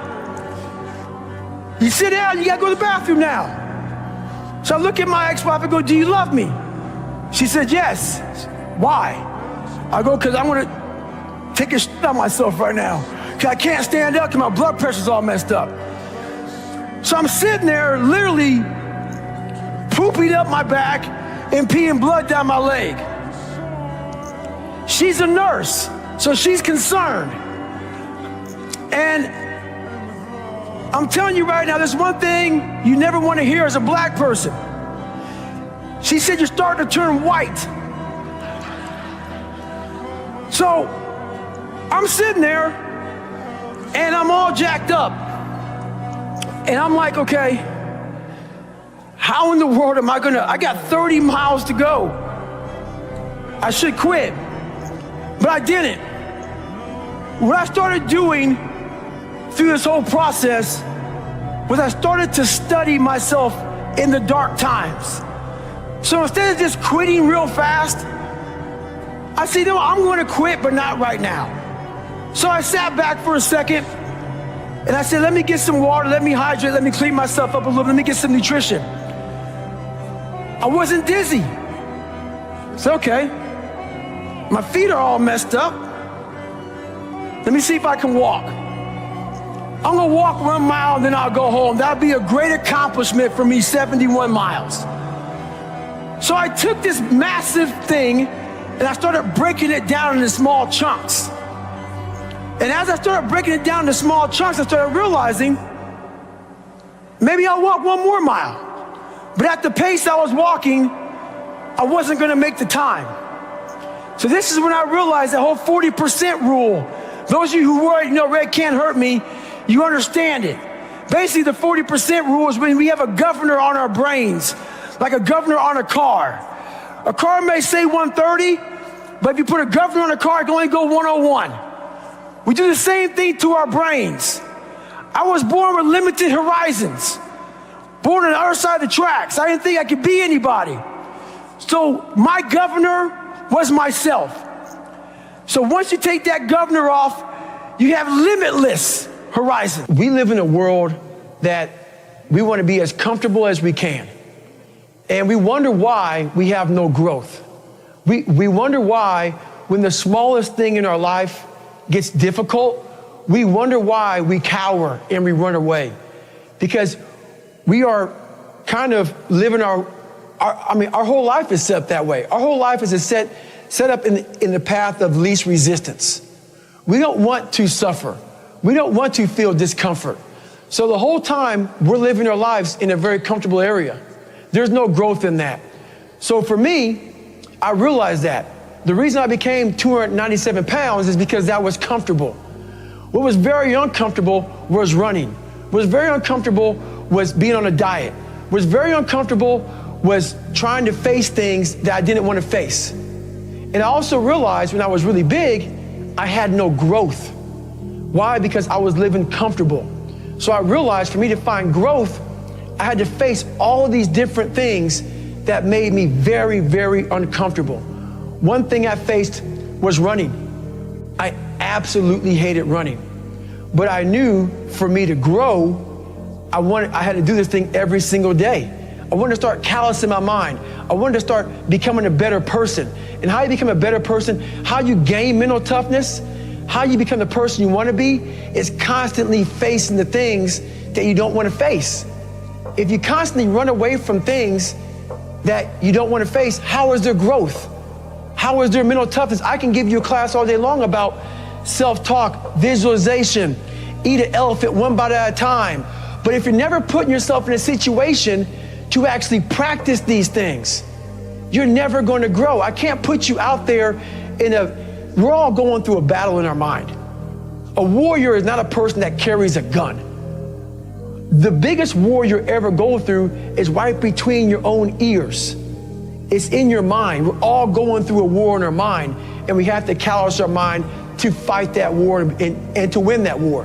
When you're suffering, you give up on the very things that you wanted the most. So when the suffering got too much, my dream died. And pretty much I almost died with it. If I didn't find Navy SEALs and getting past that hump, I would have never been up here today. You can't outrun your demons. They'll always know where you're hiding. I walk around life with so-called headphones on my head, man. I don't, really wear them, obviously, but I just have these earmuffs on that I silence out the noise. I silence out the judgment. Those people get in our head. The most important conversation is the one you have with yourself. You wake up with it, you walk around with it, you go to bed with it. Eventually, you act on it. And my conversation was a bad one. So the people who I thought were up here in my life, these uncommon men, I was putting myself down here. But over a period of time, I started realizing that I'm also uncommon. And I started picking those uncommon men off by realizing that we all have this ability in our mind. Most of us fail in life because we're afraid of what everyone around you is thinking. That's 100% truth. So we live by the narrative of other people. When I first called a recruiter to be a Navy SEAL and I was 297 pounds, the first recruiter looked at me and said, "You're not going to be able to make this, man." So what he was doing was he was projecting his energy on me. He knew he couldn't be a Navy SEAL. So God helped this black guy, because I was only the 36th African American to make it through in over 70 years. How's this black fat guy going to make it through in my he wouldn't even want to try. So he's projecting this. So a lot of us who are negative people, all we do is project how we feel on other people. So what happens is there's a lot of negative people walking around the planet Earth who are afraid to try. Because a lot of people are very negative in this world. So we are afraid to fail. Why? I told you, man. Shouldn't even tried it, dude. Just chill out, relax. Why are you so crazy? Why are you so obsessed? So all that stuff drives the quitting mind, I call it. The mind wants to quit. The mind's tired. The mind's tired. The mind's deserving. The mind thinks it's very deserving. So yes, the biggest problem in this world is other people, not yourself. It's other people in your head. They are puppet mastering you pretty much on your life. And is that why you've talked a lot in this podcast about getting rid of noise, quiet, alone? Is that part of that equation? It's all a part of it. Yeah. Because I realized once I was talking to myself the right way and all this wasn't in my mind, wow. I went from this piece of kid who thought he was dumb, not successful, insecure, who stuttered when I first saw somebody, to a person who can now do all these things just because I now control my own mind. And I don't care. A lot of people say they don't care. But they do. They care like my son says, "I don't care." And every time he says it, I don't care, it means he cares. It means he cares. Yeah. When you get to the point where you really don't care, you don't have to say. You're dangerous. You become very, very dangerous. I'm not saying don't care like, I don't care if I do that. No, when you don't care about other people and how they view you, about how you walk, how you talk, how you dress, where you want to go with your life. Growing up, I didn't want to tell anybody I wanted to be in the military. Because why? Some of my black friends, I was afraid of what they think. Why do you want to join the military, man? Why do you want to do that? I was afraid of what other people thought about me. So now, when I go in the military, I didn't know you want to join the military. I ain't tell you because I was afraid what you thought. Once again, man, you allowed other people to shackle your mind. It's the worst thing in the world. On the other end of suffering is a life that many people don't know even exists. It's a beautiful world because like the 40% rule. We all live in this world where our brains are keeping us in this box. Outside that box, on the other edge of suffering, which is on the other edge of that 40%, is a world that's endless of opportunity. But we are afraid to go outside that box because in that box is comfortable. That's where all of our nice stuff, that's where the nice 4-lane highway's at. I know where the restrooms are at. I know where the gas stations are at. Outside that box, man, God gives you a shovel and says, man, start digging. That's not fun. But when you dig your own path to all kind of stuff that's unknown. And that's why I started realizing, man, like on the other end of this is some beautiful stuff. So I got outside my box and realized, man, 300 pounds, now look at me, I'm 185 pounds. And on the other side of the box was all this stuff. And I didn't know it was over there until I climbed the wall and saw it. So what wall are you climbing now? Man, right now, I've climbed a lot of walls. There's no more walls anymore. The reason why is because I know how to climb. I was trying to figure out how to climb before. I got all the right gear, man. I got the ropes, I got the shoes, I got the chalk, I got the harnesses. I'm good, I'm not scared to climb anymore. I go to the rock, hammered in, I got my belay, and I'm good to go. So you gotta figure out how to climb first, and that's all. We all have a different way of climbing. That's why there's a lot of books out there on mental toughness. It's all crap. Why? Because it's a cookie cutter way. Life isn't cookie cutter. Like 3.14 is pi. It's how you figure out equations. We're all different equations. We all have a story. We all have to strengthen our mind to figure out our own equation. Once you figure out your own equation in life, you can then start picking away at how to be better. But you first have to figure out your equation in life. Once you figure that out, man, you can do anything. If you read It Can't Hurt Me, I go into detail about my first 100-mile race, the race I wasn't trained for at all. And I went out there and ran 100 miles on a 1-mile track. When I got to mile 70 and everything went south, I mean, it went south. I've been through 3 hell weeks, Ranger School, some of the world's hardest training in the world, and this was the most pain I've been in my entire life. When I sat down in that chair and went to the bathroom myself and everything went south, when I had 30 miles to go and I was in the worst shape of my life, and I won't get too deep into it, but when I was able to go 30 more miles in the worst shape of my life, that's when I talk about it in the, It Can't Hurt Me, the whole mental governor got removed. And that's when I realized that a human being is able to do some of the most, horrific things out there. We are built very different. Like a lot of us, we're taught everything, how to read, how to write, how to drive a car, how to cook, how to clean. But very few of us are taught how to survive when the rug gets pulled from underneath us and we have to find more.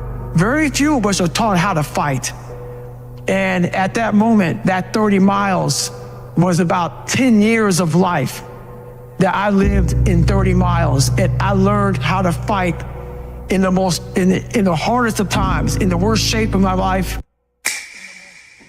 Don't ever let somebody tell you you can't do something. Not even me. All right? All right. You got a dream, but you got to protect it. People can't do something themselves. They want to tell you you can't do it. You want something, go get it. Period. When you are starting out, I think you got to find the thing that's the pain. And pain motivates significantly faster and stronger than pleasure does. People are like, no, passion's the right way. It's like point a gun at a family member. All of a sudden, 10 out of 10 motivation. Pain.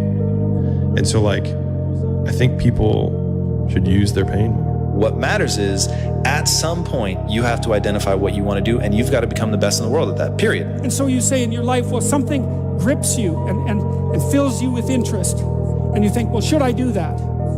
And the answer is, if not that, then something. What if it's a mistake? It's a mistake. Rest assured. What do you know? You're going to stumble around, right? And what's going to happen is this. You're going to not stay in stasis. You're not going to wander around in circles. And I see people like that. They said, well, I never knew what to do, and now I'm 40. It's like, that's not so good. That's not so good. And you might say, well, and there is a literature too that suggests that people are a lot more unhappy when they look back on their lives about the things they didn't do than they are about the mistakes they made while they were doing things. We have these idealized versions of purpose that I think Instagram and all this stuff kind of make terrible. But like, I think there's a lot of honor in work, period. And I think a lot of people fool themselves by thinking that what they do for some reason is not honorable. If you're building the muscle either way. You're either building the muscle that says, I do what I say, I keep the commitments that I make, or you're building the muscle that says, I make excuses, I don't do what I say, I can't be counted on, right? And so when we think about discipline, it's really about like, what promises are you going to keep? And the tricky thing is you're keeping promises to yourself that nobody even knows that you made, right? It's not like, hey, you made this commitment. If I don't write this book by this time, like,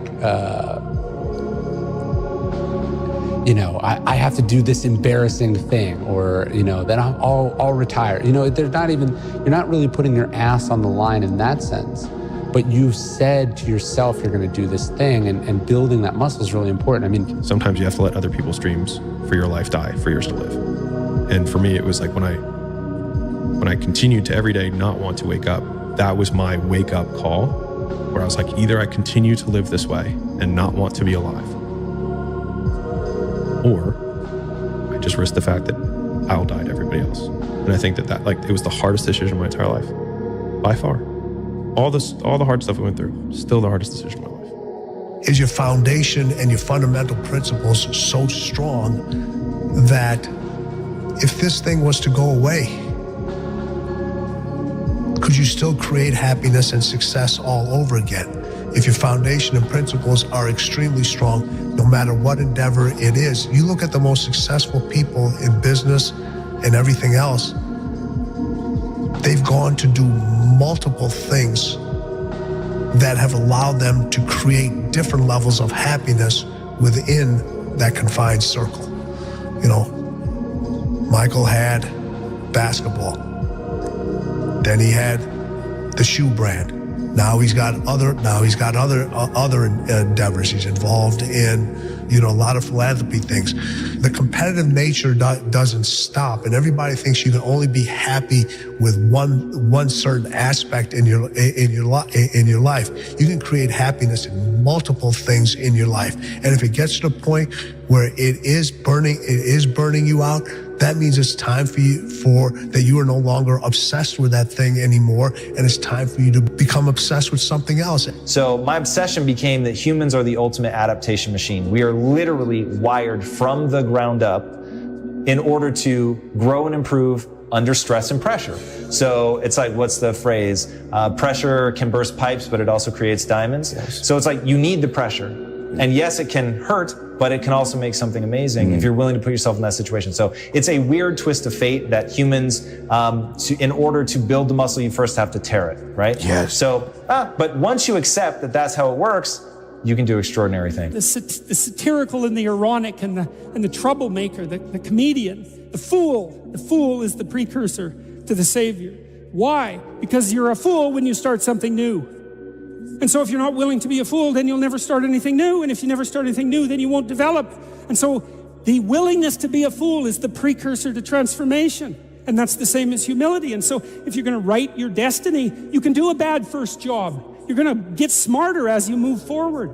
They really want what they want, and they really end up getting what they want because they have to have it. They're obsessed about it. And anytime they're obsessed about it, they start figuring out creative ways to get what they want. If it's a girl, if it's a business, if it's a position, if it's a certain success, if it's accolades, if it's a certain place they want to be, if it's a certain lifestyle they want, they're gonna figure out a way to get it because they're obsessive. They have to have it. They're just wired that way. I was saying what I said earlier about, like, I believe these things to be true about the universe or like the world. But a lot of those are like, what do I believe about myself? Which is like, I can choose to do work in this way, which then I can derive joy from. So like, if I'm shoveling shit, I can choose to be like, I will be the best shit shoveler because I believe that I will figure out how to do this more efficiently, and I will get better, and I'll have calluses on my hands, and I'll have a better back and whatever. But I will do this well. And I think you can find joy in work if you decide to do it. Going back to the only belief that matters, you said it. It's the way you act is ultimately all that matters, and the way you act follows what you allow yourself to believe. Maybe a better way to say it is what you choose to believe. Mm-hmm. So if you choose to believe that your energy and efforts will result in more skill set, then you will actually put energy and effort into getting that, which means you actually will get the skill set. But if you think, well, my talent and intelligence are fixed, so no matter how much I work, I'm never going to get better, right? If you don't think that putting time and energy into it will yield anything, then you won't put time and energy into it, and you thusly won't get the skills. So, and if you don't have the skills, then you can't do the things other people can do, and so people just get stuck because they don't have the only belief that matters. So they don't put the time and energy. And so that's like where everything starts is, are you putting the time and energy into getting better, yes or no? It's time to stay focused. It's time to decide clubs, partying, trying to fit in and socialize, rub elbows with everybody so people can stop calling you weird. Why are you so antisocial? Because I'm trying to get it. Why are you staying on the basketball court so much? Because I'm trying to get it. Why are you out there practicing in the hot sun when ain't nobody else out there? Because I'm trying to get it. Why are you not clubbing like every time I text you and invite you to go do something fun and cool, you always studying? Because I'm trying to get it. I'm just thinking how funny it is where I'm going to be tomorrow morning and my competition still drinking down their fears and they're, trying to escape their current reality, Friday night party. So they're going to go out there and party it up and everything else to find some relief to the stressful life they live in. That's a temporary relief. I'm working tonight for a permanent relief. That's why I laugh. I laugh at how much further I'm getting ahead of them. Mental toughness isn't something that you sample. It's something that you live in every day. So when something hard would happen to these kids, like in Hell Week, it would draw on something that made them very insecure. And they look for comfort. Whenever hardness comes, and you don't know what it is, it may be different for you than it is for me, but you go back to your insecurities. And then when you go back to your insecurities, you then look for comfort within those insecurities. And we all look for that cookie that your mom used to give you when you were sad, when you were sick. We look for our wife or our husband. We look for comfort. It's in those moments you must retrain your mind to think differently. What if I told you this was the last Monday morning of your life? How do you stay driven? I'm gonna ask you a question. How don't you stay driven? Well, let me get this right. You won the lotto of the universe, which is you are a human being on Earth.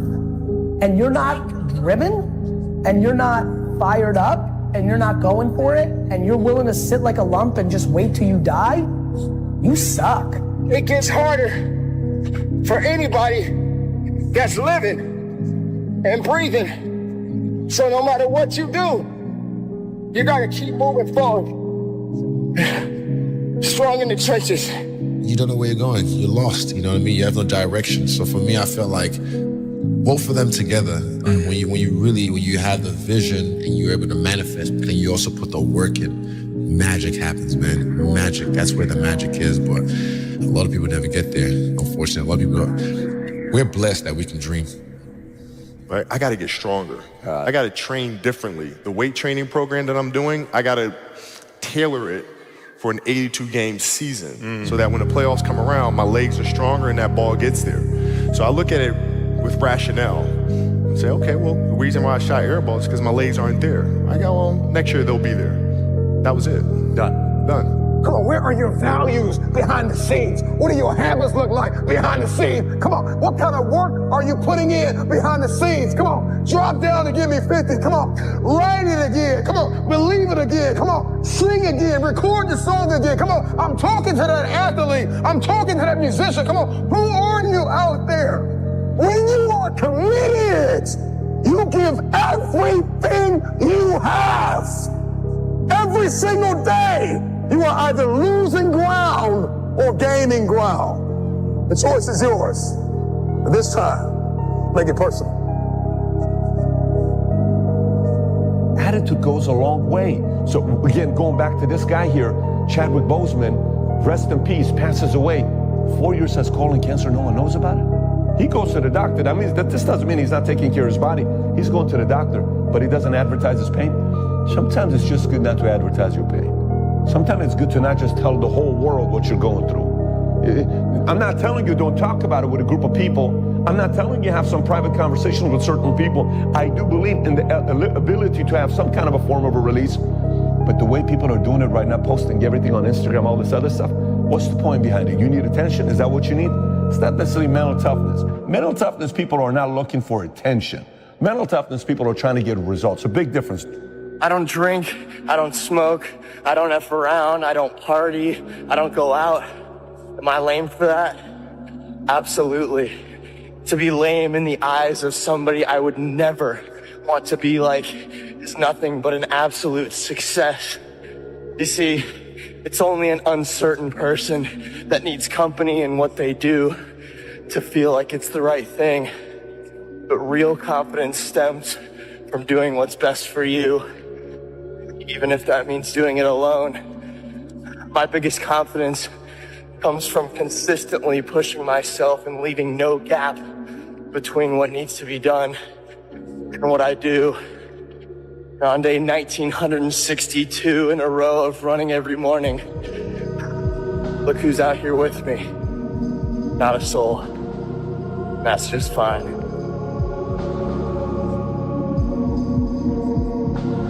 There's no such thing as a free lunch. There's no magic pill. And there are no 3 easy payments of $9.99. If you want something, if you want to be good at something, you want to accomplish something, you've got to put in the time. And the minimum amount of time that you can put in is an hour a day of dedicated practice for 6 straight months. If you want to be good at something, you've got to do it every day. Like we look at people like LeBron James. Why is he good at basketball? Because he does it every day. You look at Wayne Gretzky in hockey. Why was Wayne so good in hockey, arguably the greatest of all time? Because he did it every day. And so my number one piece of advice to people, if you want to be good at something, whatever that thing that you desire is, whatever your passion is, do it every single day. That's the real secret to success. Hustle is putting it all on the line. Hustle is waking up one day, the day before you die, and realizing you gave it your all into the parenting of your children, the building of your businesses, the philanthropy that you wanted to do. Whatever you define, it's just, all in. Well, there's a difference between something missing and am I satisfied?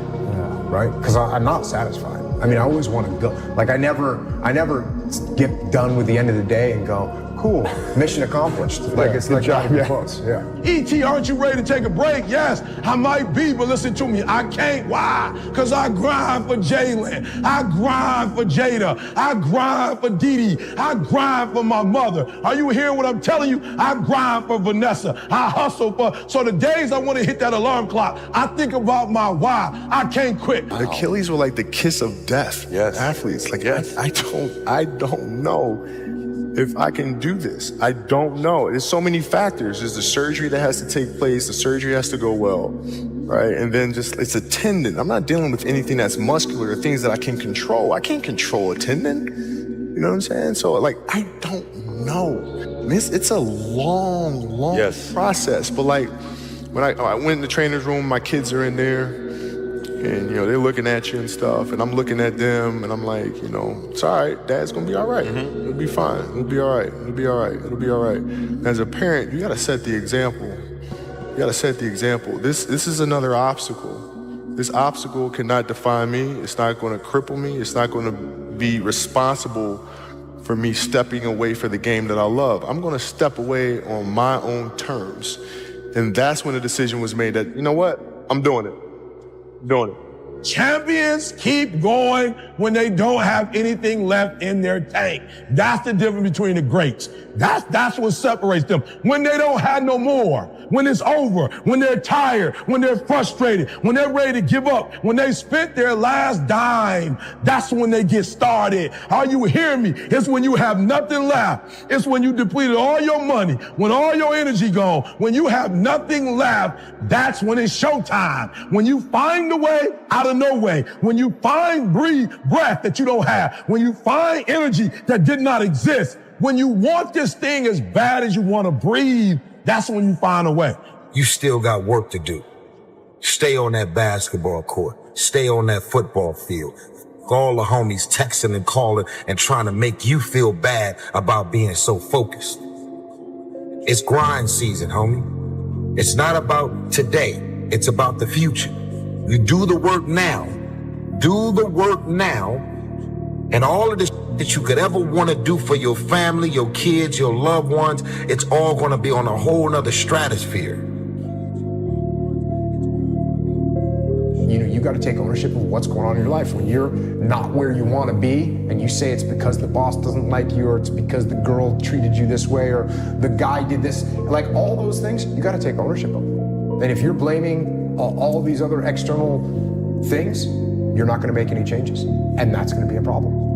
And that's the problem too. If you're chronically rejected by people, it's often because of your own insufficiencies. You know, whether that's cowardice or lack of social skills or whatever it is, it's like, you can't just brush it off as, oh, well, you know, no one likes me, but really I'm okay. It's like, no, wrong. If everyone rejects you, there's probably something wrong, and it's probably deep and difficult, and it's going to be horrible to fix. And so this isn't a trivial problem. It's not a trivial problem at all. Todd, I'm sorry, all right? I screwed up. I know I screwed up. I don't know great, why. of course. Here it comes. You can't keep doing this. You can't keep doing shitty things and then feel bad about yourself like that makes it okay. You need to be better. But yet you're fully committed to sabotaging yourself and your career. Then you're sitting back stressed out and depressed, wondering why. Why ain't things happening? That's the answer. I just gave it to you. It's about as real as it gets. The question is, what are you gonna do next week, 2 weeks from now? You're in your own way. You are the reason your career is not on the next level.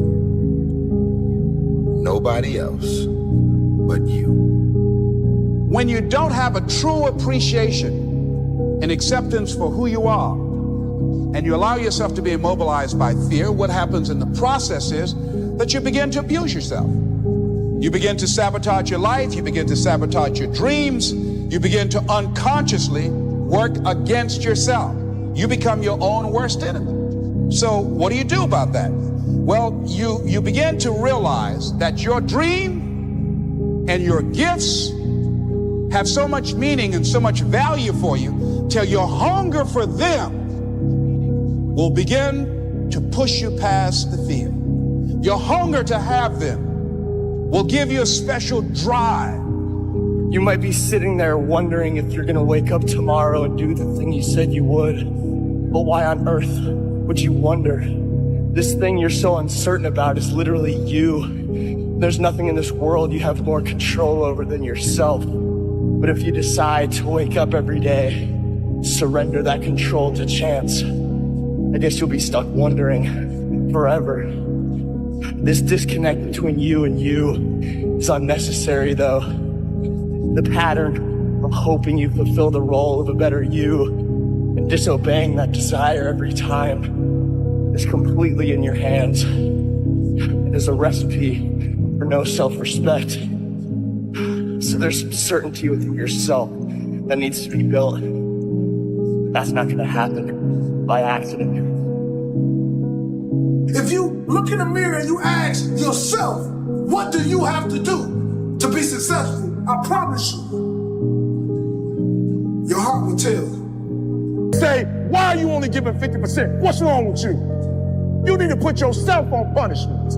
You need to tell you no more TV. No more snacks, no more desserts, no, we working out now. No more alcohol, not right now. No, I can't handle it right now. You need to tell you that you owe you something. This is you versus you. Most of us, we live in a box. And we don't want to go outside that box at all, ever. Outside that box is all these possibilities of life. What we do is we shackle our mind. We are a prisoner in our own mind that this is all I can do. This is all I'm good at. And we take away the possibilities of you can be this, you can be that, you can be all these things. And I never thought at 300 pounds I could be next year. Wow. So if my mind was shackled, me and you would never meet. There'd be no book. There'd be no book. There'd be nothing. So what people understand is that they live for themselves, not knowing that you have the power within yourself to change millions of lives by facing life, by facing yourself. If you're struggling, if you're frustrated with yourself, if you're at that point where you're so sick of yourself and your excuses, I've been there, Stephen's been there. This is a normal part of the human experience. And at some point, either the pain is going to get big enough, or you're going to bump into somebody's story somewhere on this planet who has been in the position that you're in right now, facing the stuff that you're facing right now. And there is something about their story at this exact moment in time that will ignite something in you that is missing. And what is missing in you right now is hope. If you set your own value of what you believe about yourself, if you think that you're worthless, if you're not very good at it, other people pick that up.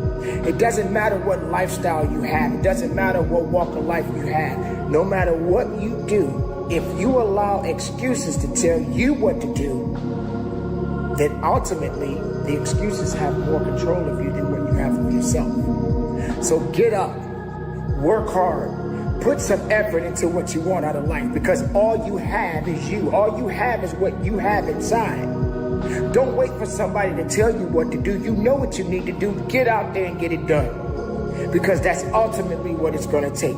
You have to have the courage, the will, and everything you have inside to get to the level and beyond the level you want to be. Life does not stop until they put you in the ground, my friend. Strong mind is a catalyst for change.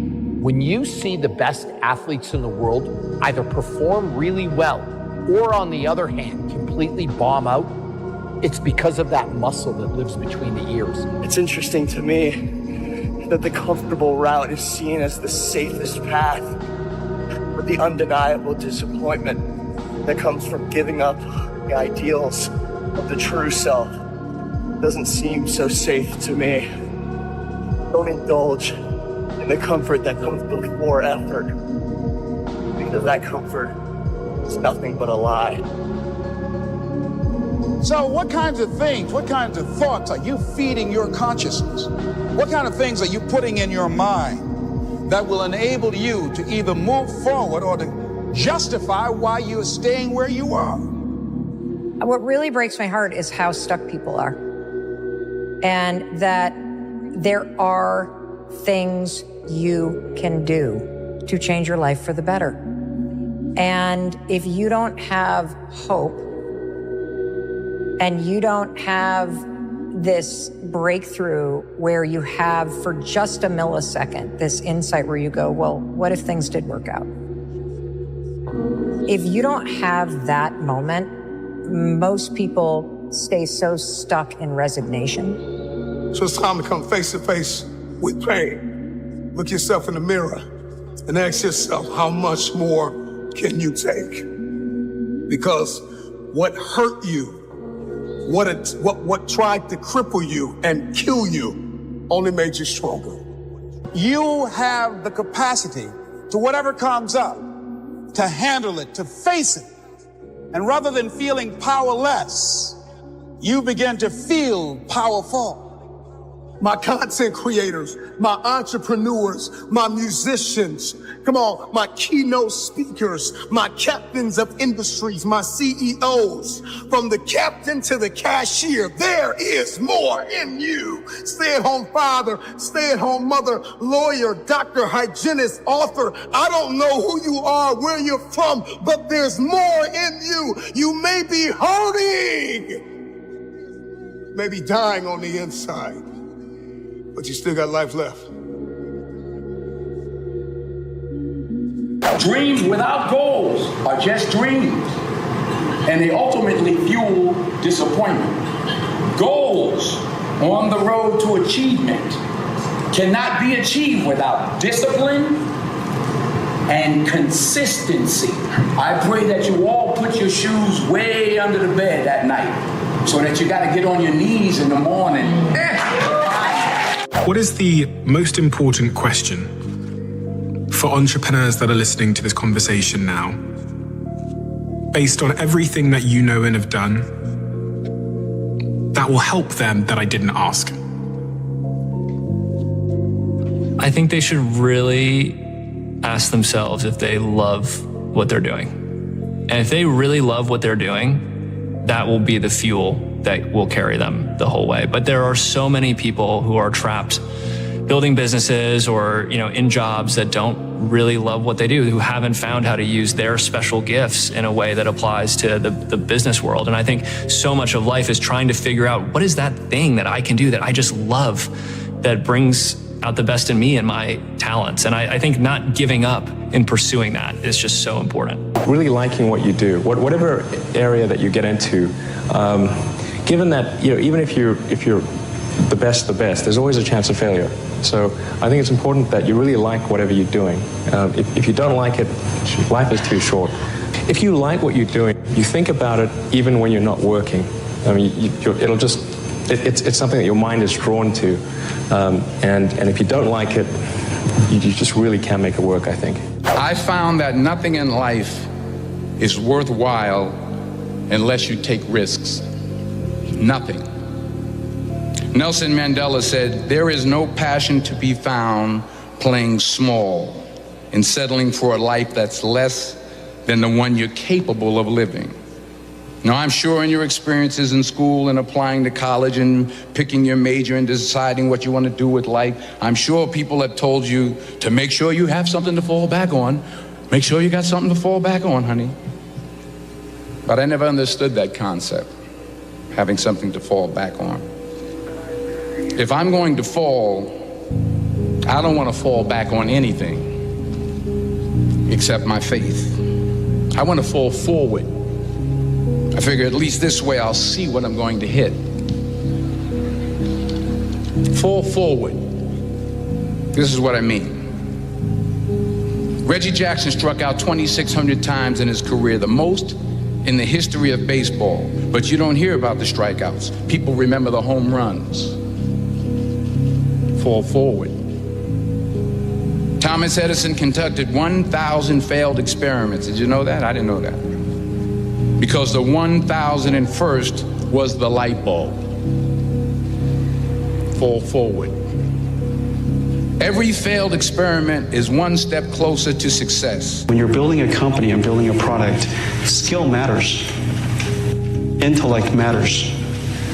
Training matters. But it's not enough.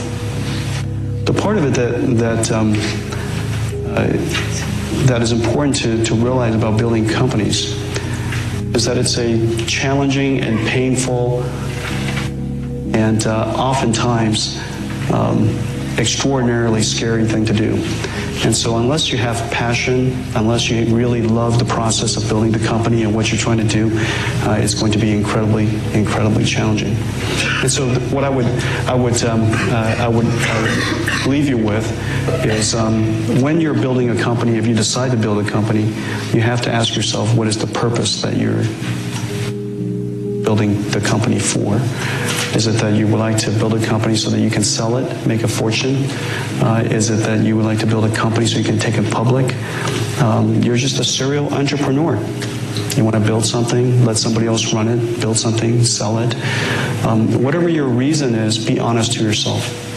It turns out that in my case, I just love the process of building things, and I love being part of something. You know, being part of NVIDIA and being part of a people and being part of a cause that is that's inspiring to me, it keeps me vibrant, and it's something that I'm willing to do for a very long period of time. You see, the greatest motivational principle in the world, is that people do what people see. And too many travel agents, they're like, or too many leaders are like travel agents. They're sending people where they've never been themselves. And you want to be a tour guide. You want to take people with you. You want to say, this is the area where I've been, this is where I live, this is the area where I lead, come along and follow me. And at level number 3, your leadership begins to gain credibility because now you are fleshing out for the people around you and you are modeling for them things that they want to see, and you are starting to produce. You know, Don Shula, the coach of the old Miami Dolphins, he said it's the start that stops most people. And he's right. It is the start that stops most people. They're always going to get ready, to get set, to get going. Well, we've got to do it, boom, just like that, move into action. See, if you don't get started, you're never going to get finished.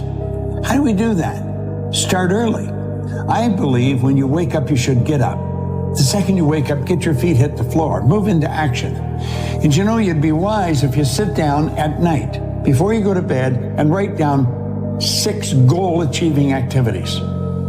Now, that isn't go to the store, or go to the bank, or get to cleaning. It's not that. These are goal-achieving activities. Write down 6 of them. And when you wake up in the morning, you move into action. You know where you're going to go. You don't even have to think about it. Step into action and get on the first one. When you get it done, forget it and go to the second one. Don't think about the first one. Focus on 2. Don't even think about 3. When you get 2 done, go to 3. But knock them off one at a time. If you don't get them all done, just move them over on to the next day.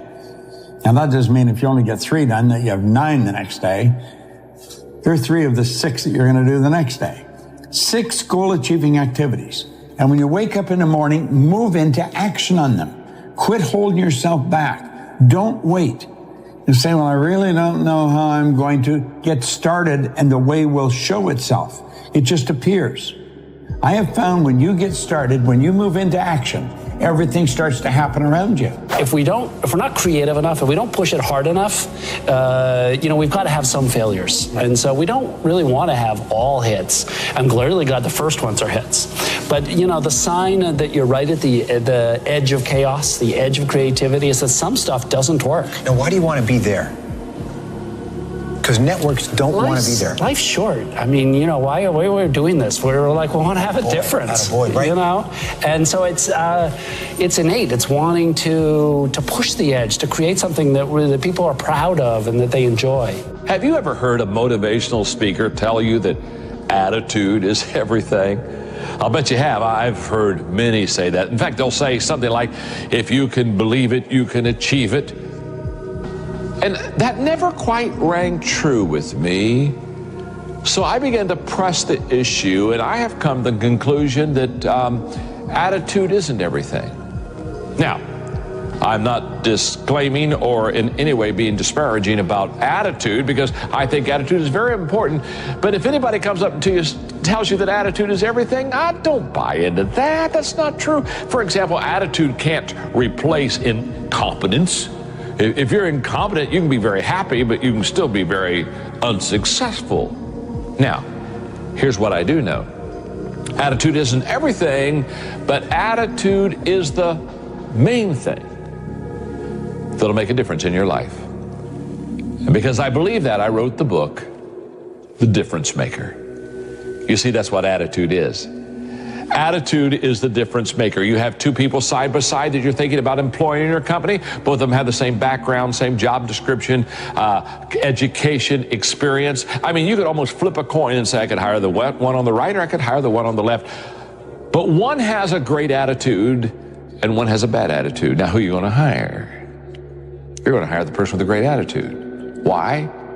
because it was the difference maker. The one thing I'm the most happy about in terms of my career is the fact that I got there with the grace of God, first of all, but short of that, I got there just by working hard, not partying with the right people, not compromising myself in any way or cutting any kind of deals, just by working hard, just by plugging along, sawing wood, as I like to call it.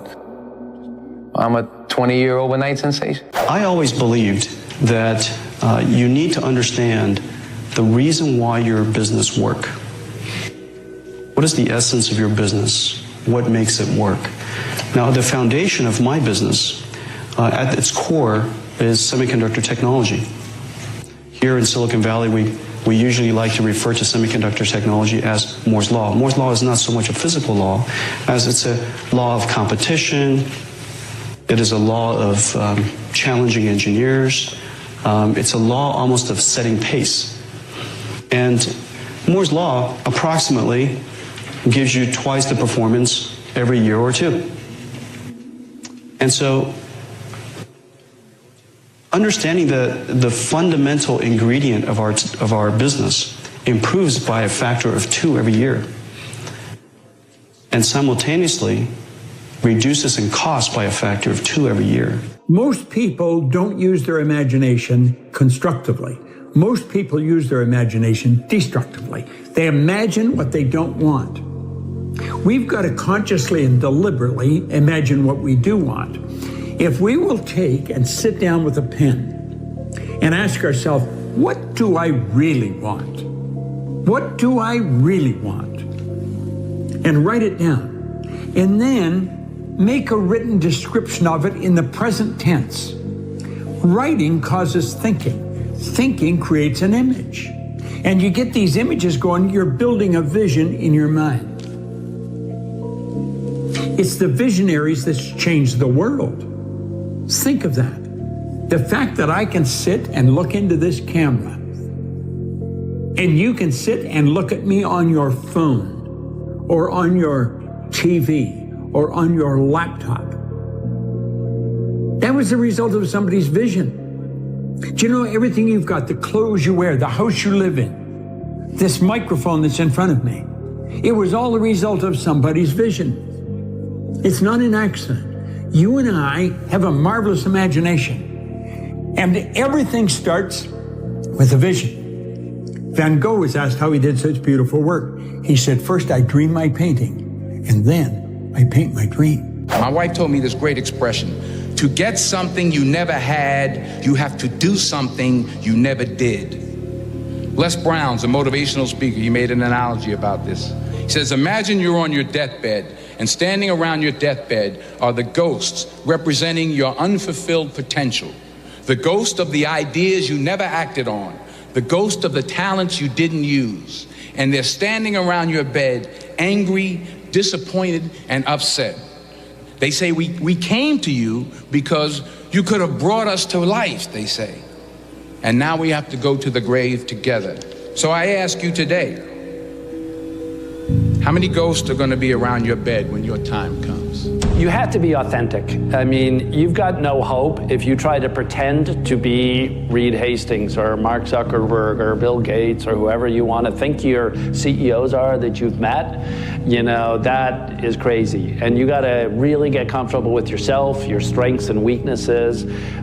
People are inspired by authenticity, and I'm just surprised how many people feel like they're acting or try to act.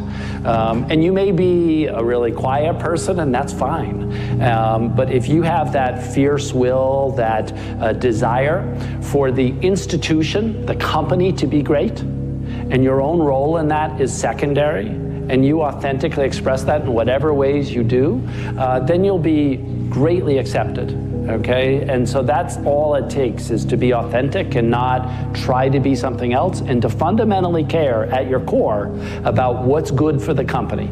And if everybody knows and you act in the notion of what's good, as best as your judgment can tell, what's good for the company, they will see that, and people will follow you, and they won't be cynical. It's when you hide things, it's when you pretend. Going against the tide is great if it works. Now, it doesn't always work, and you really have to be smart to go against the tide because you're going against a lot of smart people.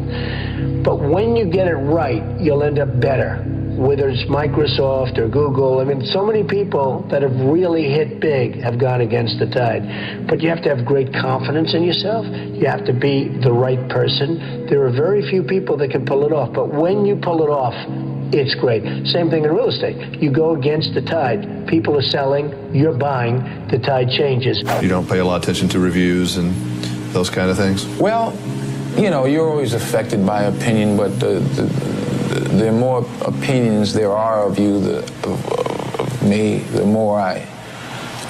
the less I look at them, because I just can't live my life based upon what other people think about me. So I can't concern myself too much with what other people think. You know, it's just not healthy. I don't think I could continue to do what I do if I was constantly worrying about what somebody thought about it. What is something that you believe today that 40-year-old Jensen would have pushed back on and said, no, I disagree? There's plenty of time. Yeah, there's plenty of time. If you prioritize yourself properly and you make sure that you don't let Outlook be the controller of your time, there's plenty of time. Plenty of time in the day, plenty of time to do anything, to achieve things, like to do anything. Just don't do everything. Prioritize your life. Make sacrifices. Don't let Outlook control what you do every day. Notice I was late to our meeting. And the reason for that, by the time I looked up, oh my gosh, you know, Ben and Dave are waiting, you know, it's already. We have time. Yeah, exactly. That's didn't stop this from being a great chat. No, but you have to prioritize your time really carefully. And don't let Outlook determine that. I have in my travels occasionally met promising young people who insist they are not going to ask for help along the way. They want to figure it out themselves. Mine was the opposite approach. It is hard enough out there. Get all the help you can. Getting help really is just a part of a lifelong search for wisdom. I know you've brought up Bobby a couple of times, and considering that Samir and I have worked closely together for 13 years, I'm curious, what is it about your relationship with Bobby that has allowed you guys to work well, to work efficiently, to get through problems together after all these years?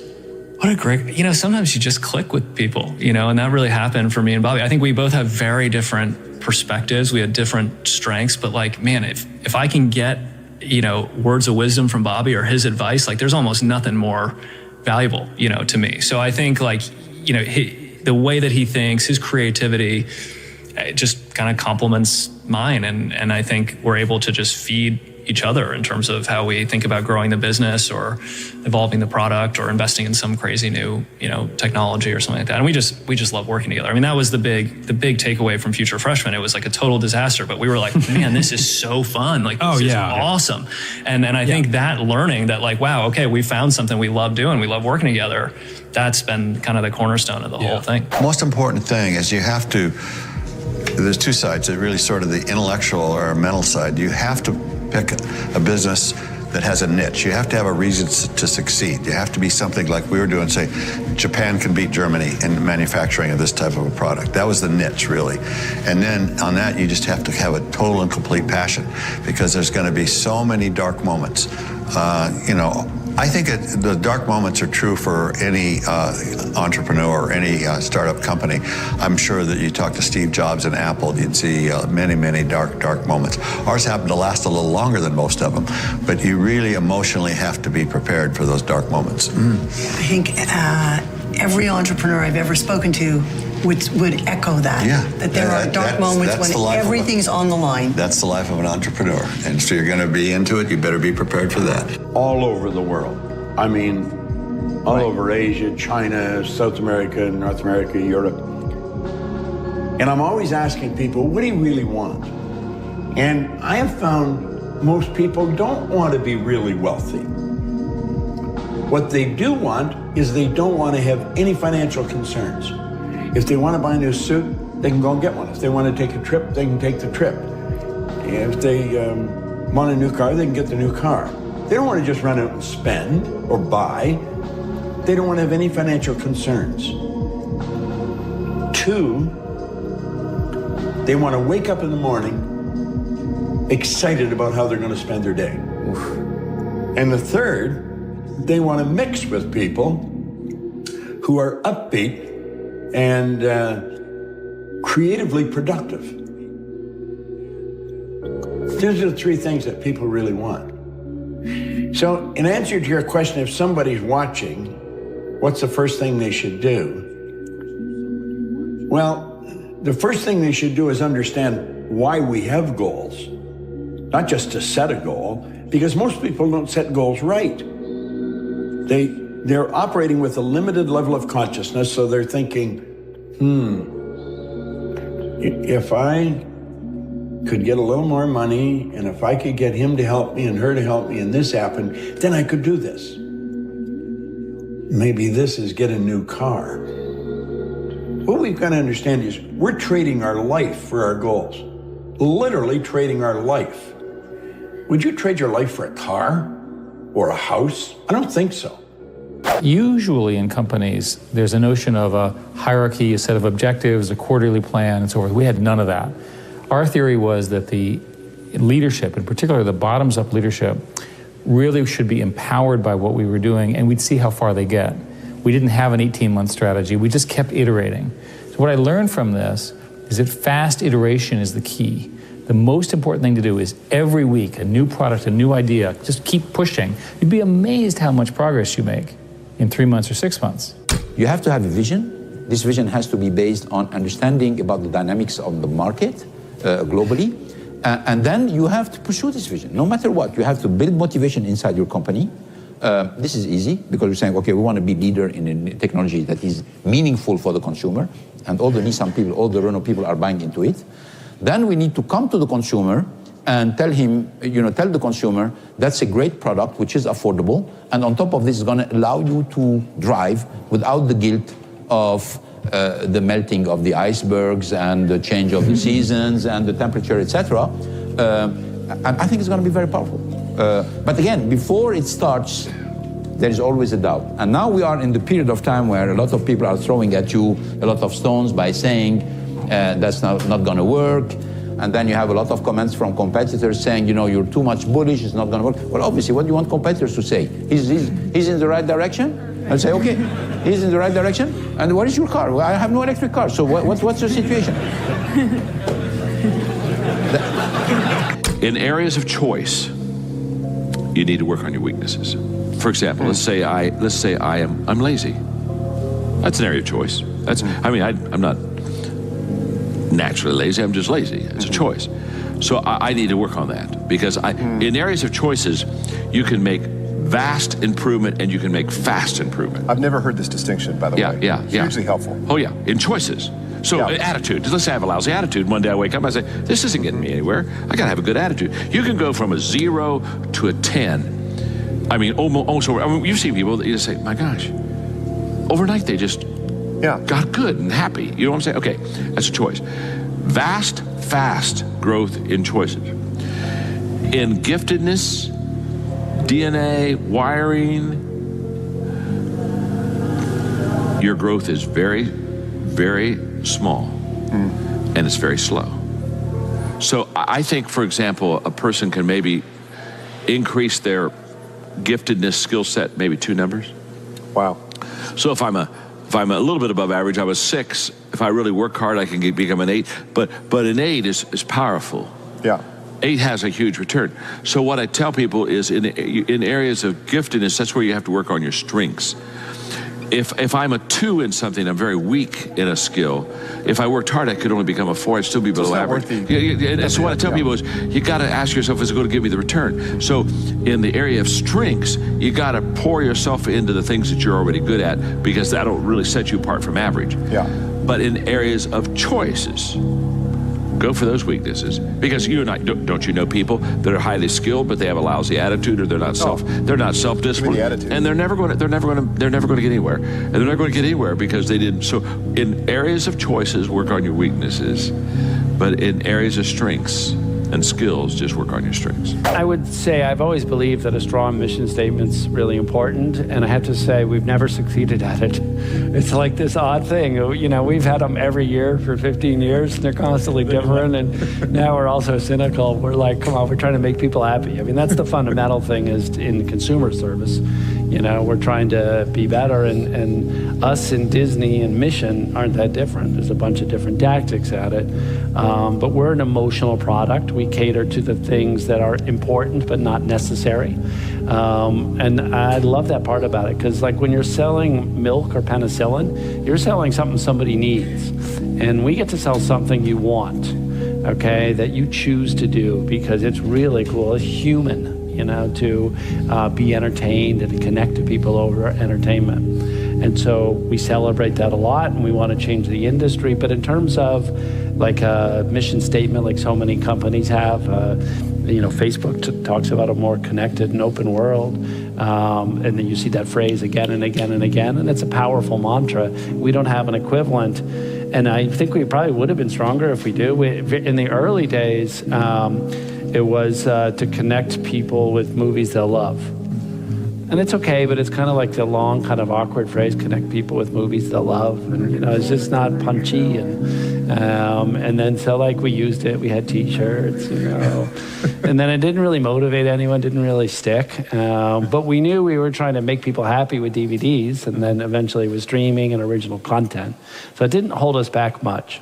Growing up in India, like many of you, I got my first telephone when I was 12. In my case, it turned out to be a rotary phone, so it wasn't that great for selfies, but I still loved to call my friends, play with it, and sometimes take it apart.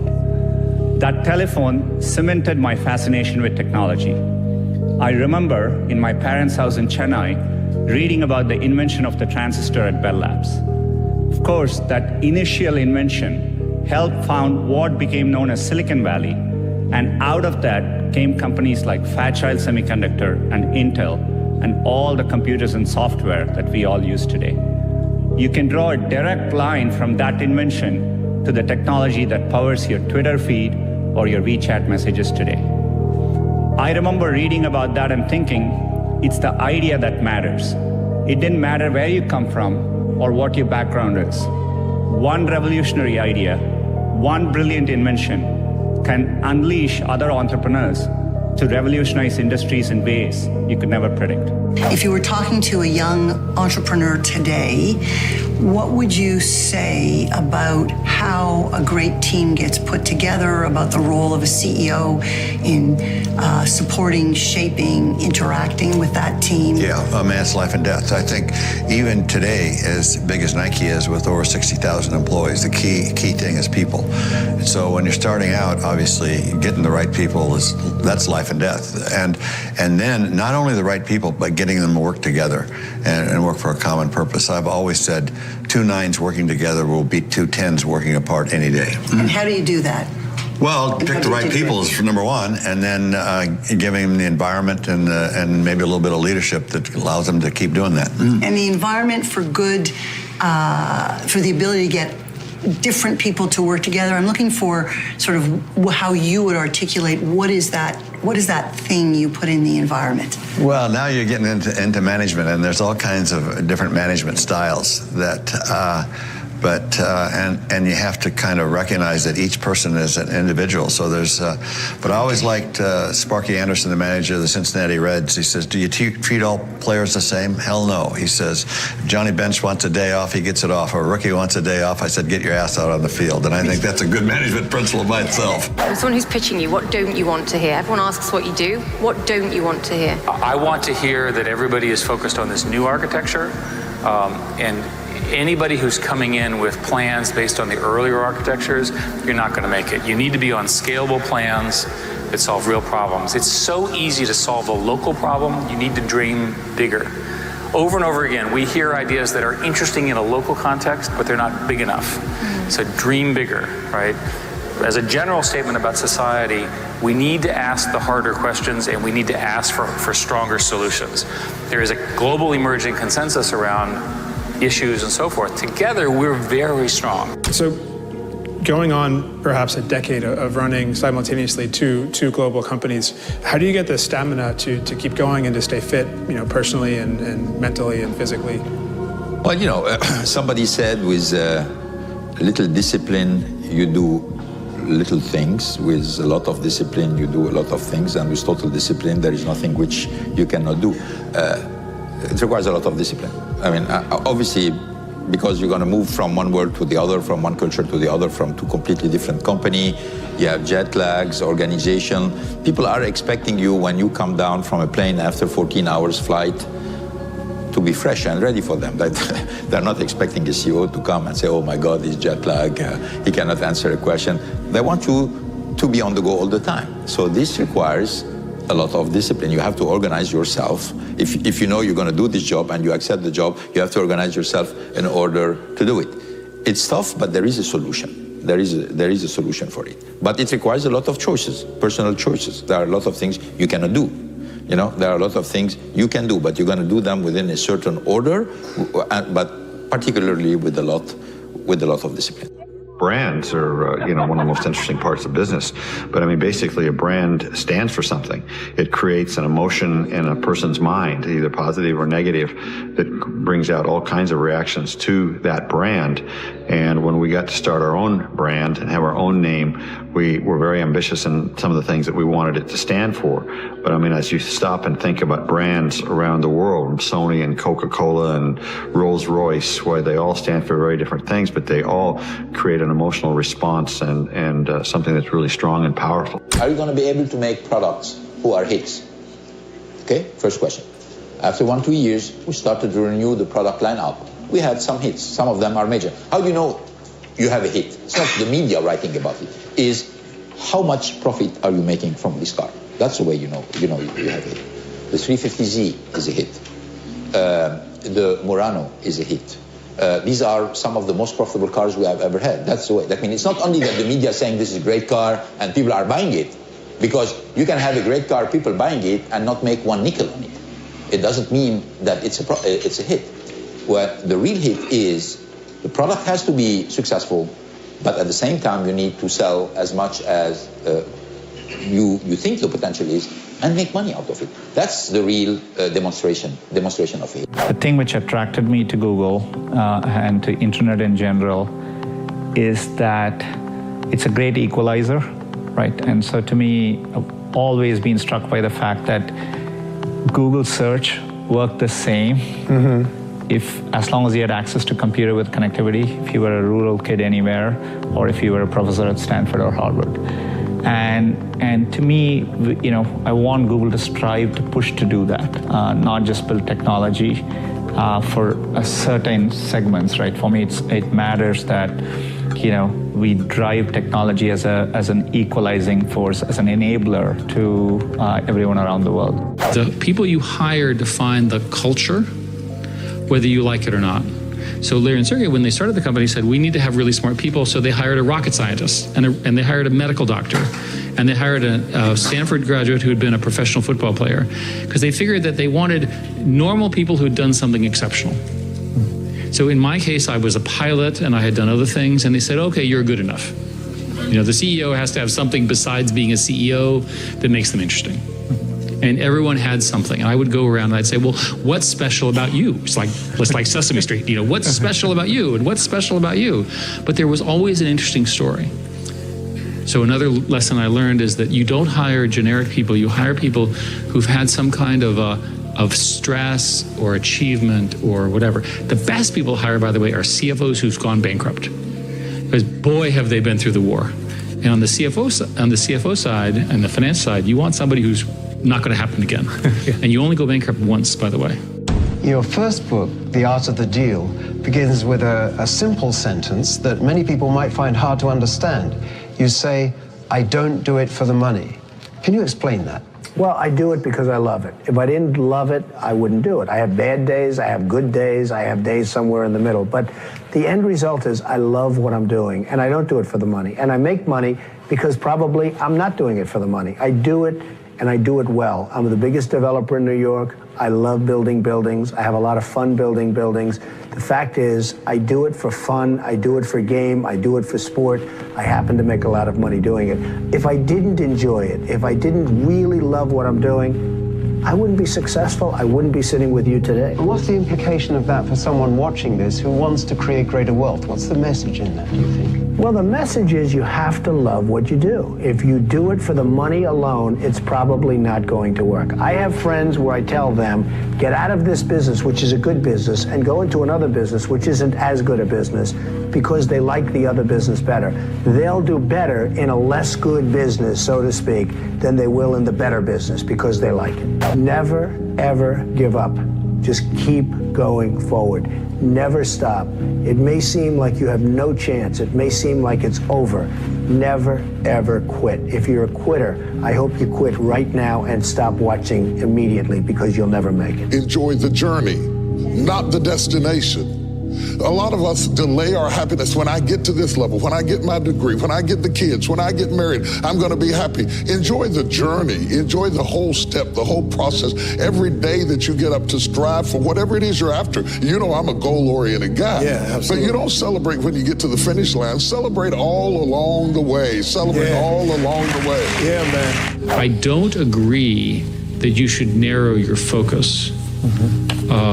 What I believe is that you get the best outcome when you make the broadest appeal in terms of leadership and excitement and so forth. And we worked very hard to make that happen. But there were other things. For example, we would refuse to do exclusive deals with people, but I would explain to people, well, we don't really do exclusive deals, but we only have the capacity to work with one, and it's going to be you, right? So that there are other ways of achieving those kinds of things. So I'd be careful to conclude that you should do a small thing. All success starts from doing one thing really, really well, but you'll recruit better with a broader vision that's credible and that you can articulate. But go back to that selling the dream, right? What you do is selling a dream. If you can't sell the dream, then you're not going to be successful. From our perspective, and I think it's true for in technology in particular, the world keeps changing, as I said earlier. So, a big part of what I focus on at any given time is making sure we are innovating and building products for the future. It's just got to be a normal course of how you think. And so, we are constantly thinking about what to do next. So, Android is very popular. People are using smartphones. But, I always sit and think about what is the next version of how people use computing, right?